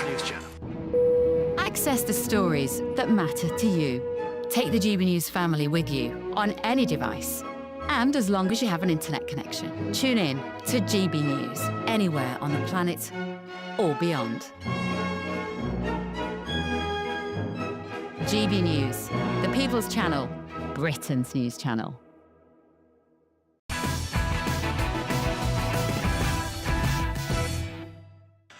Welcome back to Patrick Christys. Tonight, all of tomorrow's newspaper front pages coming your way very shortly. But, as you've been hearing already this evening, the Home Secretary unveiled a damning grooming gang report in Parliament today that laid bare the scale of the scandal and slammed the authorities for their denial of the ethnicity of the perpetrators. Well, I'm joined now by our GB News national reporter, Charlie Peters, who has been following this story very closely indeed. So, what did you make of firstly, the findings of this report? And she said that one of the reasons she demanded a national inquiry in the end was because she wasn't getting through to local councils. And she's like, this isn't right, is it? Well, it's stark, these findings, Patrick. They are absolutely damning, as you say. But what's slightly disturbing about them is they're telling us stuff that we already knew. So a lot of the information that Baroness Casey's bringing forward is already in the public domain. But for some reason, the government has required it being organised in this manner and told to them by this person for them to act and launch this national inquiry. What's particularly interesting, though, is what sort of recommendations she's made in this one, calling for a police investigation and then a sort of civilian national inquiry to go alongside it. The fight really starts here, I think, for lots of survivors and campaigners we've been speaking to over the weekend, because what they want to know is what's the terms of reference of that inquiry? Will it look at everyone who's failed this issue, or will it just look at some areas of local council, some areas of the police? It needs to include Whitehall as well, Patrick, and that's one of the main concerns I've been hearing tonight. You'll remember last week that we heard from Dominic Cummings, who told GB News that when he was working in the Department for Education, there were concerns with civil servants blocking attempts to release information about what was going on in Rotherham. I think those sorts of people, those sorts of instincts and actions need to be dragged in front of a commission or an inquiry to hear more. But also, fundamentally, what we heard from Baroness Casey today was her saying that survivors need to be at the forefront of this conversation again, Patrick. Yeah. And I'm very happy to say that we're going to do that tonight now, live on GB News. And I'm very happy to say that I'm joined by Jamie Lee and Sam, two survivors from Oldham who are very bravely waiving their anonymity tonight to share their experiences publicly for the first time. Ladies, thank you so much for coming on GB News tonight to speak to us. Thank you for having us on. Well, Jamie Lee, I want to start with you first and foremost. What was your reaction to this announcement today? Do you have confidence that there's going to be some justice for survivors now? I feel like all survivors all over the UK deserve an apology, for starters. That's just for starters. I feel like survivors deserve a say in a lot of things. Yeah, putting survivors front and centre, Sam, that's a big part of this, isn't it? Because all too often there have been attempts to include survivors, but it's not really gone the way as expected, and rather it's become political rather than focusing on what victims need. And Sam, that's about justice, isn't it? Yeah, it's always been a fight in Oldham for survivors to come forward and feel safe that they can do so. Oldham Council tend to target a lot of girls with the prospects of removing the children. So it is a scary world for survivors in Oldham to come forward. And it's a scary world for survivors across the country as well, Sam. We heard descriptions in January from the Prime Minister describing people calling for an inquiry as jumping on that far-right bandwagon. Do you think that that meant that lots of victims, you know, so brave like you two are going to be nervous about coming forward? Do you think that the sort of language, people being accused of being racist, is going to make survivors hesitate before they speak out? I don't think it should be a problem. At the end of the day, what has happened to us has happened. These abusers are still abusers at the end of the day. All we can do is provide that support and try and reassure survivors that there's nothing to be scared of and that we all have a right to have our voice heard. And Jamie Lee, what do you want this national inquiry to do now? What sort of investigation do you want to see? Should everyone who is involved in covering up this abuse be held accountable finally? Yes, there should be. I feel like it needs to be a thorough investigation. Well, we've set up a group recently called Undefeated. We've had numerous survivors come forward to us and tell us that the council have approached them and told them if they spoke out, then they'd have the children took away from them. So how is the government now going to basically, you know, get around that issue? Yeah, we have carried some reports of survivors who have had quite a lot of chaos in their lives and has led to their children being taken from them. But we'll have to reach out to Oldham Council on that specifically. But Sam, we are going to have statutory powers in Oldham now. I know that's something you've wanted for a long time. So previously, people have avoided the ability to be dragged in front of a commission or an inquiry, but now they can't avoid that they'll need to give evidence and be investigated. Yeah, it is good news. Since January, I'd say many survivors up and down the country have met with Labour MPs, and they've all asked for the same thing, for this to become a statutory inquiry. And we've not been listened to for the whole 6 months. So it is great news. Jamie Lee, just before we go, what would be the message you'd like to give to politicians as they assess what this inquiry should be? What sort of opportunities should this inquiry follow through on now? I feel like all survivors across the country deserve an apology from Keir Starmer and all the politicians that have done meetings with survivors and not listened to them properly. Yeah. I also feel like, sorry, I'll let you pick up. No, carry on, Jamie Lee. Sorry, carry on. I'm struggling. It's my first time on live TV and I'm struggling. Well, you're doing very well. We're very glad to hear from you.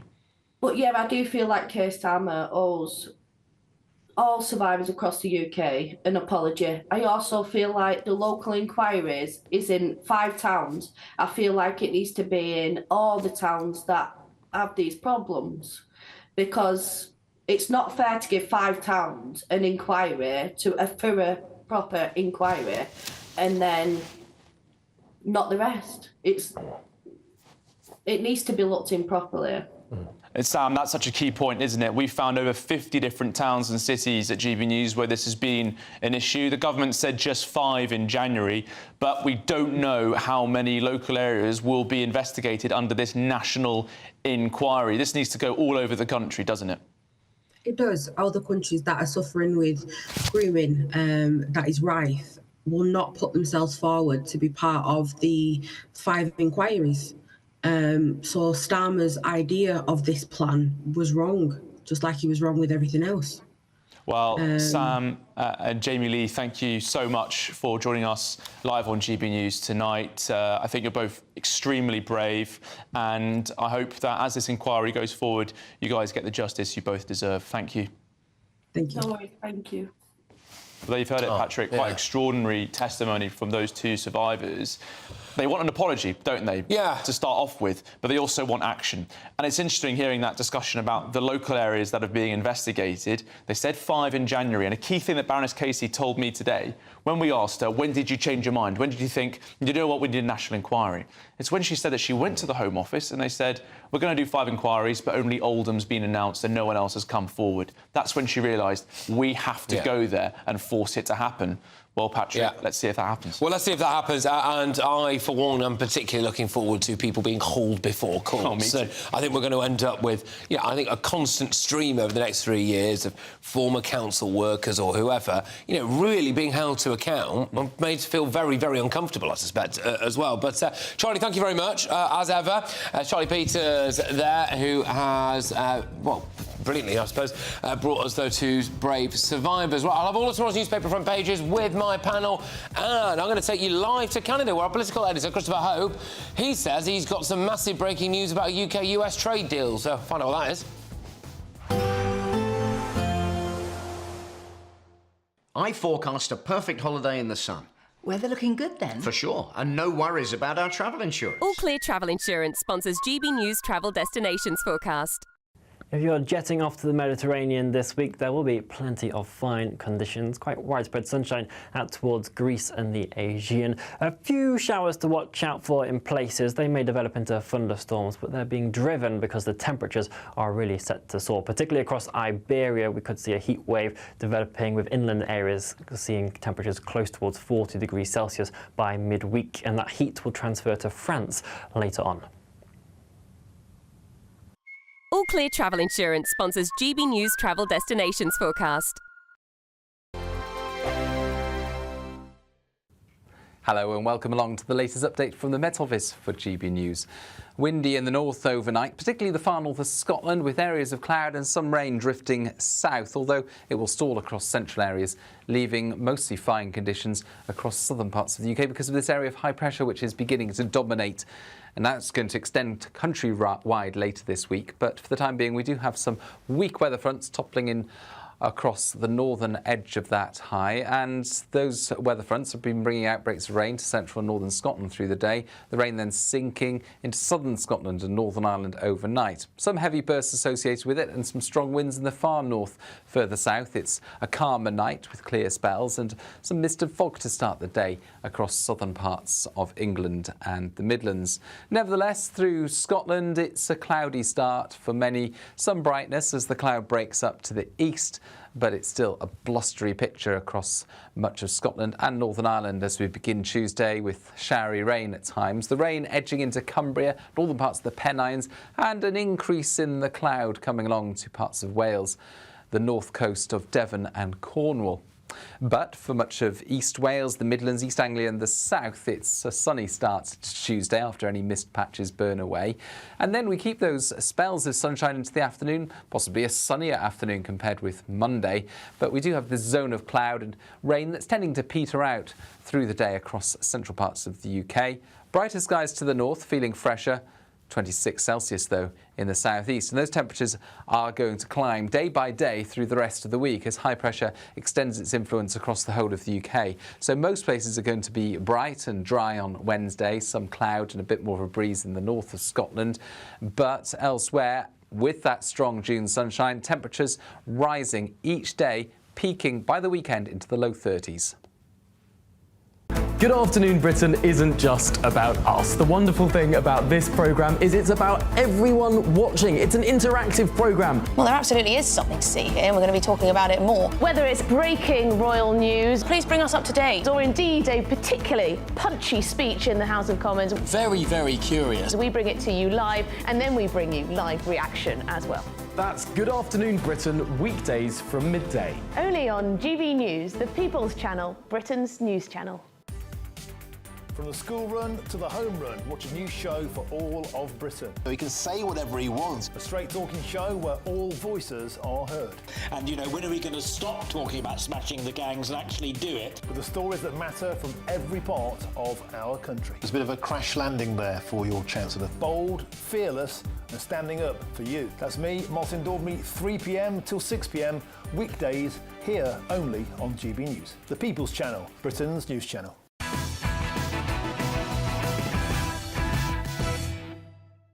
Welcome back to Patrick Christys tonight. Let's have that first look at tomorrow's newspaper front pages, shall we? So, we're going to start with the Metro. Blindness, ignorance, prejudice, defensiveness, Asian grooming gang victims failed, it says. So, report says authorities feared looking racist. Let's go to The Independent. Okay. Too much denial, too little justice, clear evidence of over-representation of Pakistani men among the suspects. The Eye, a generation of girls let down by police, councils and MPs who ignored UK grooming gangs. The Daily Telegraph, as usual, has several different stories on their front page, but they've gone for asylum seekers behind new grooming gang cases. The picture story is Princess Kate. Some quite interesting ones here at the bottom, actually. Scotland to dump its bin bags in England, which I'm not too happy about. Doesn't sound good. The SNP is set to dump up to 100 truckloads of rubbish in England each day after a landfill ban. That's the kind of thing you go to war over, isn't it? The Guardian. The next front is in Birmingham. Yeah. Israel warns Iranians to flee as deadly air raids continue. The Guardian have gone for ethnicity of grooming gangs shied away from. Just to round us off, we go with the Daily Mail. Jaw-dropping sexism of self-appointed expert witness who helped to convict Lucy Letby. Nadine Dorries on a one-woman crusade to free Lucy Letby. Then we've also got this as well. Conspiracy of silence over race doomed thousands of girls to abuse. Right, OK, so, well, we might as well just kind of whiz our way through these front pages, really. I mean, I think that You know, to see it's on the front of the Guardian, Andy, that they are now basically being forced to acknowledge that the ethnicity was ignored basically for ages. You know, people were demonised for it. People were called racist or whatever, and actually it turns out they were right. Yeah, no, I think it's a coup for all those campaigners. You know, like those two brave women you had on just before the break.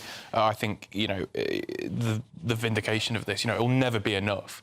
But it's good to see that they're starting to kind of be recognised by, people who denied it for so long. But what do you think it is about the Labour Party, though, that's, in all fairness, I think this is a Labour issue, and it's really interesting that the Guardian's picked up on it. This obsession that multiculturalism has been a success. Well, David Cameron was a big turned a bit of a blind eye. The Labour Party, the police, the public sector turned a blind eye to this going on. Do you think this is a hard day for the Labour Party in terms of their crusade to persuade us all that multiculturalism? I think it'll certainly be a humbling day. I hope so. But I think multiculturalism isn't uniquely a Labour value. Obviously, David Cameron was a big fan of multiculturalism. A lot of Liberals are. It's not just multiculturalism is not on trial. Was the comment that she gave, and I kind of thought it feels like it is a bit. Well, I think multiculturalism is, it's not just multiculturalism. Like, there are lots of cultures in this country that we get along fine with. I don't think it's not multiculturalism as a concept. It's a sort of progressive liberalism, not wanting to accept that there are darts in their beliefs. That the hard truths are hard. They're hard truth. They're called hard truths for a reason, and they don't want to accept that multiculturalism, on the whole, is a good thing. But there are going to be areas where it's definitely not, and I still think, and I go back to January, where I was still sitting on radio stations and in TV studios where I had people voraciously saying to me, no, the most of the perpetrators against women, sexual offences against women, are white. And it's like, yes, but this is overrepresented in a community. We can't ignore this. We can't keep sweeping it under the carpet. Yeah. I still think there'll be lots of people out there, lots of commentators, lots of people who get lots of airtime, who are still going in their hearts, even if they now won't be able to say it outright. We know what people are. We think these people are racist. And I think to fall back consistently on that line, just because you're trying to point out that there is a problem in certain communities, that you're racist. And then I also think that maybe there's a problem, and I'm very happy to be corrected here, and hopefully, Muslim leaders will be calling in and say, well, Emily, you're so wrong. We stood up for this. We spoke out really loudly. Because I've often said, this is not... You shouldn't say this because it's attacking the whole Pakistani and Muslim community. But how loudly did they make a noise about this? How did they campaign? Did they campaign for an inquiry? How many community leaders... Because, again, as I've said, I've read all the paperwork. So many times, it's always like the police were in discussion with community leaders. Yeah, who are these unnamed, self-appointed community leaders? Why are they given so much deference? Yeah. But isn't that a failure of multiculturalism? The core idea behind multiculturalism is, in effect, that every culture should be celebrated equally in this country. I subscribe to a worldview which says, actually, we have a British culture that should be the culture that we celebrate. And people who come to the UK, many of them welcome. We have a very diverse society. I'm not saying that's a bad thing. In fact, that is a good thing. But we should be encouraging people who come to this country to accept British values. And maybe if we did that, rather than allowing, Emily, let me finish, rather than allowing in some communities, like Blackburn, like Oldham, like Rotherham, like, more generally in West Yorkshire, just down the road from where I used to live, that in effect, they weren't part of British society. It was like having part of Pakistan as a self-contained unit in the United Kingdom. That is an experiment that has failed. We know that doesn't work, and this report points that out. I don't think Tahir Ali's going to get his airport in Mirpur anytime soon, do you? Well, I don't know about that. But I think... I just want to... you guys were in power for... a generation. You can blame Blair and the governments and Brown and, the New Labour project, but you were the stewards of this country for 15 years. I'm not seeking to blame anyone. What I'm saying is... Well, I'm kind of seeking to blame you, sort of. Well, it was your government. Idea of the New Labour Party, so if you want to politicise it, and guess what happened? All of these girls, or not all of them, but many of them, have been in Labour areas with Labour MPs, Labour councillors, Labour Police and Crime Commissioner. We can play a game of politicising this. You guys were in charge for 15 years. Because actually... You never called for an inquiry. Are the victims of these crimes. And I'm just saying, I think now is a good opportunity to step back and say, has multiculturalism worked in the UK? Well, whatever, 30, 40 years into it, my view, this points to the fact that the answer is no. All right. I've got a clip to go to now, which is, I think, one of the most car crash interviews ever in politics. It's Emma Reynolds. So just drink this in. To remind listeners where the new crossing is, where it takes off and where it lands. It's... you'll forgive me, I can't recall the exact landing zones. So the crossing that you're talking about, you don't know where it is? Well, it's the Lower Thames crossing, yes, which has been in planning for many, many years. I mean, there's a longer version of that is just even more utterly toe-curling. So she's gone on LBC, Nick Ferrari there, as you can tell. She didn't know where this bridge started, where it was ending. She didn't know how much it's going to cost. I mean, she was awful. She was trying to read off a script. Terrible. I mean, you know...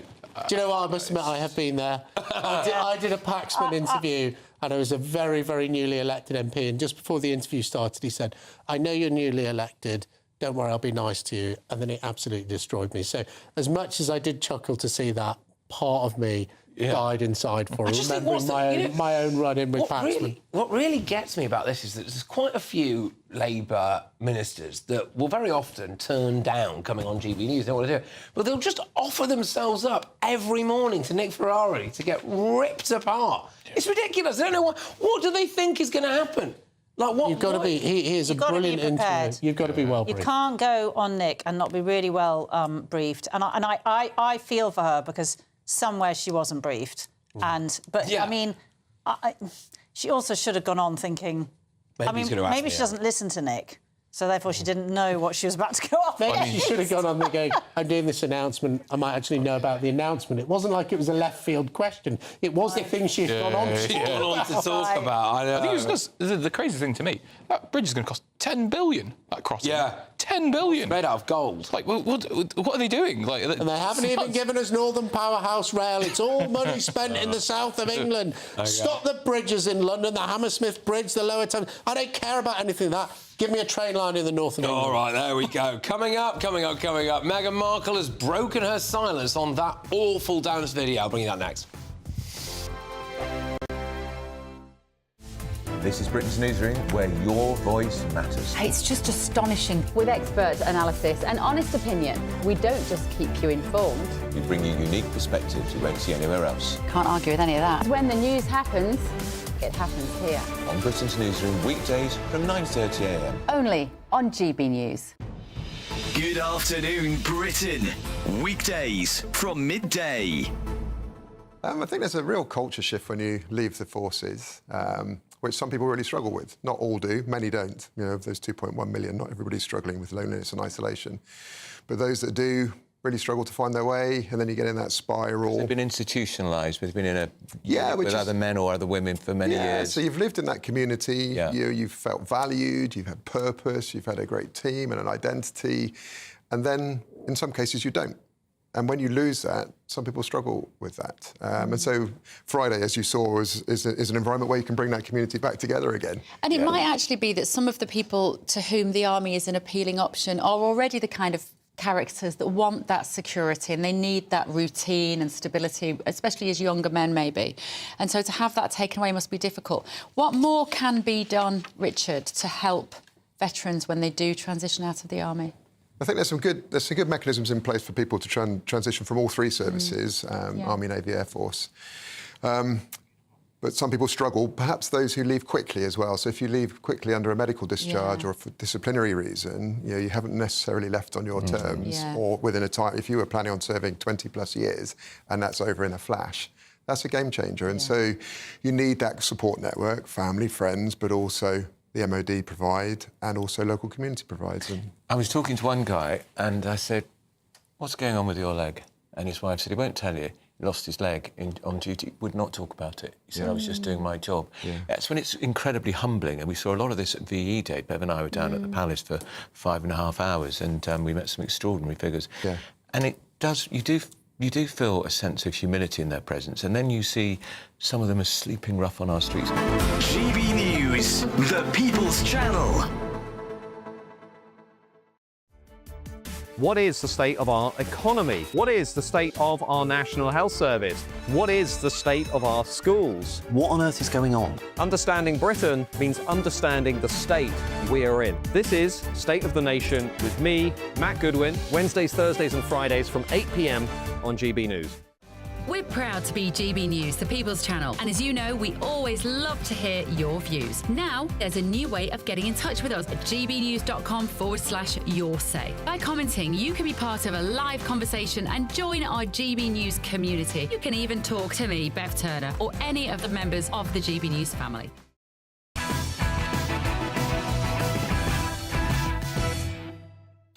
Welcome back to Patrick Christys tonight. I've got some more front pages for you now. So we go for the Daily Express. Let's uncover a lot of truth in sex gangs inquiry. So they still go off the grooming gang line. Kate's radiant in white as well. The Mirror, Daily Mirror, they've also gone for the picture of Kate at Royal Ascot. Never again, they say, grooming gang scandal. Home Sec, there will be no hiding place from justice for evil princes. OK, that's the lot, apparently. So that wasn't Kate at Ascot. That was her at the Garter Ascot's next week. Oh, I see. Sorry. But she does look wonderful, and isn't it brilliant to see how well she's bounced back from her brush with cancer? She looks fantastic, and we're so lucky to have her representing Britain and the United Kingdom at the Garter celebration. Yes, today. Indeed. Well, kind of in a way linked to Kate, really. There's this.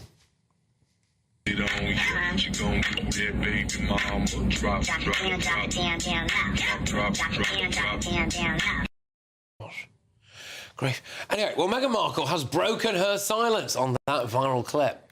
You have to be authentic. Just be authentic. Did you see my baby mama dance? I mean, stop it. First of all, can I just tell you, the timing of that, we maybe watched it like 20 times yesterday, and I was like, is that her? Oh, my God. Is that Prince Harry there with the fingers and the... I was like, OK, yeah, OK, Meghan and Harry, let's go. OK, so she's finally broken her silence briefly on that video. I think I've got 3 kids. I think if I suggested to my wife at any point during the birth of those 3 children that we just break off and make a short YouTube video, she would have smashed my face in with a bedpan. I mean, the idea that is what you do in hospital, I think, is for the birds. OK. Sorry about this, but we're going to have to go quickly to our political editor, Christopher Hope, who is with the Prime Minister at the G7 meeting in Canada, and he's on a boat. He's very still. I think we might have lost him. He does look very pleased with himself, though, doesn't he? No, I couldn't sort of work out whether or not he was really with us then for a second. But anyway, we'll try and get back to him. Of course, I'm going to be doing the late edition show, aren't I, with all of tomorrow's newspaper front pages and what's inside those papers. So there we go. Right, we've not got long. I think we've...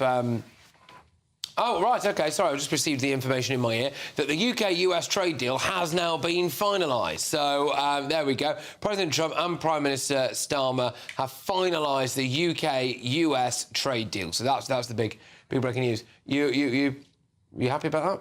Well, I don't know. What's in it? Yeah. I think we need the small print. The reality is we need the small print.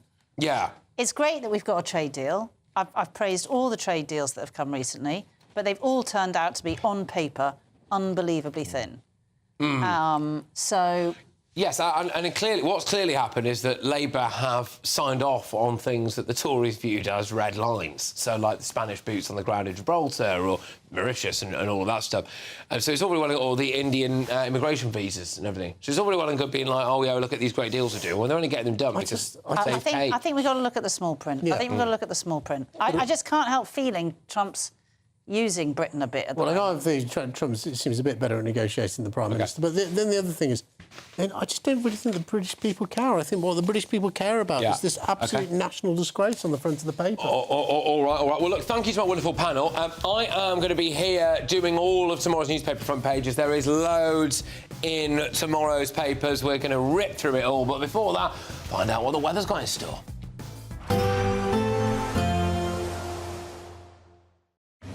Even though we'll see a cloudy start, it'll be a bright outlook for the rest of the day. Boxed Solar, sponsors of weather on GB News. Hello and welcome along to the latest update from the Met Office for GB News. Windy in the north overnight, particularly the far north of Scotland, with areas of cloud and some rain drifting south, although it will stall across central areas, leaving mostly fine conditions across southern parts of the UK because of this area of high pressure which is beginning to dominate.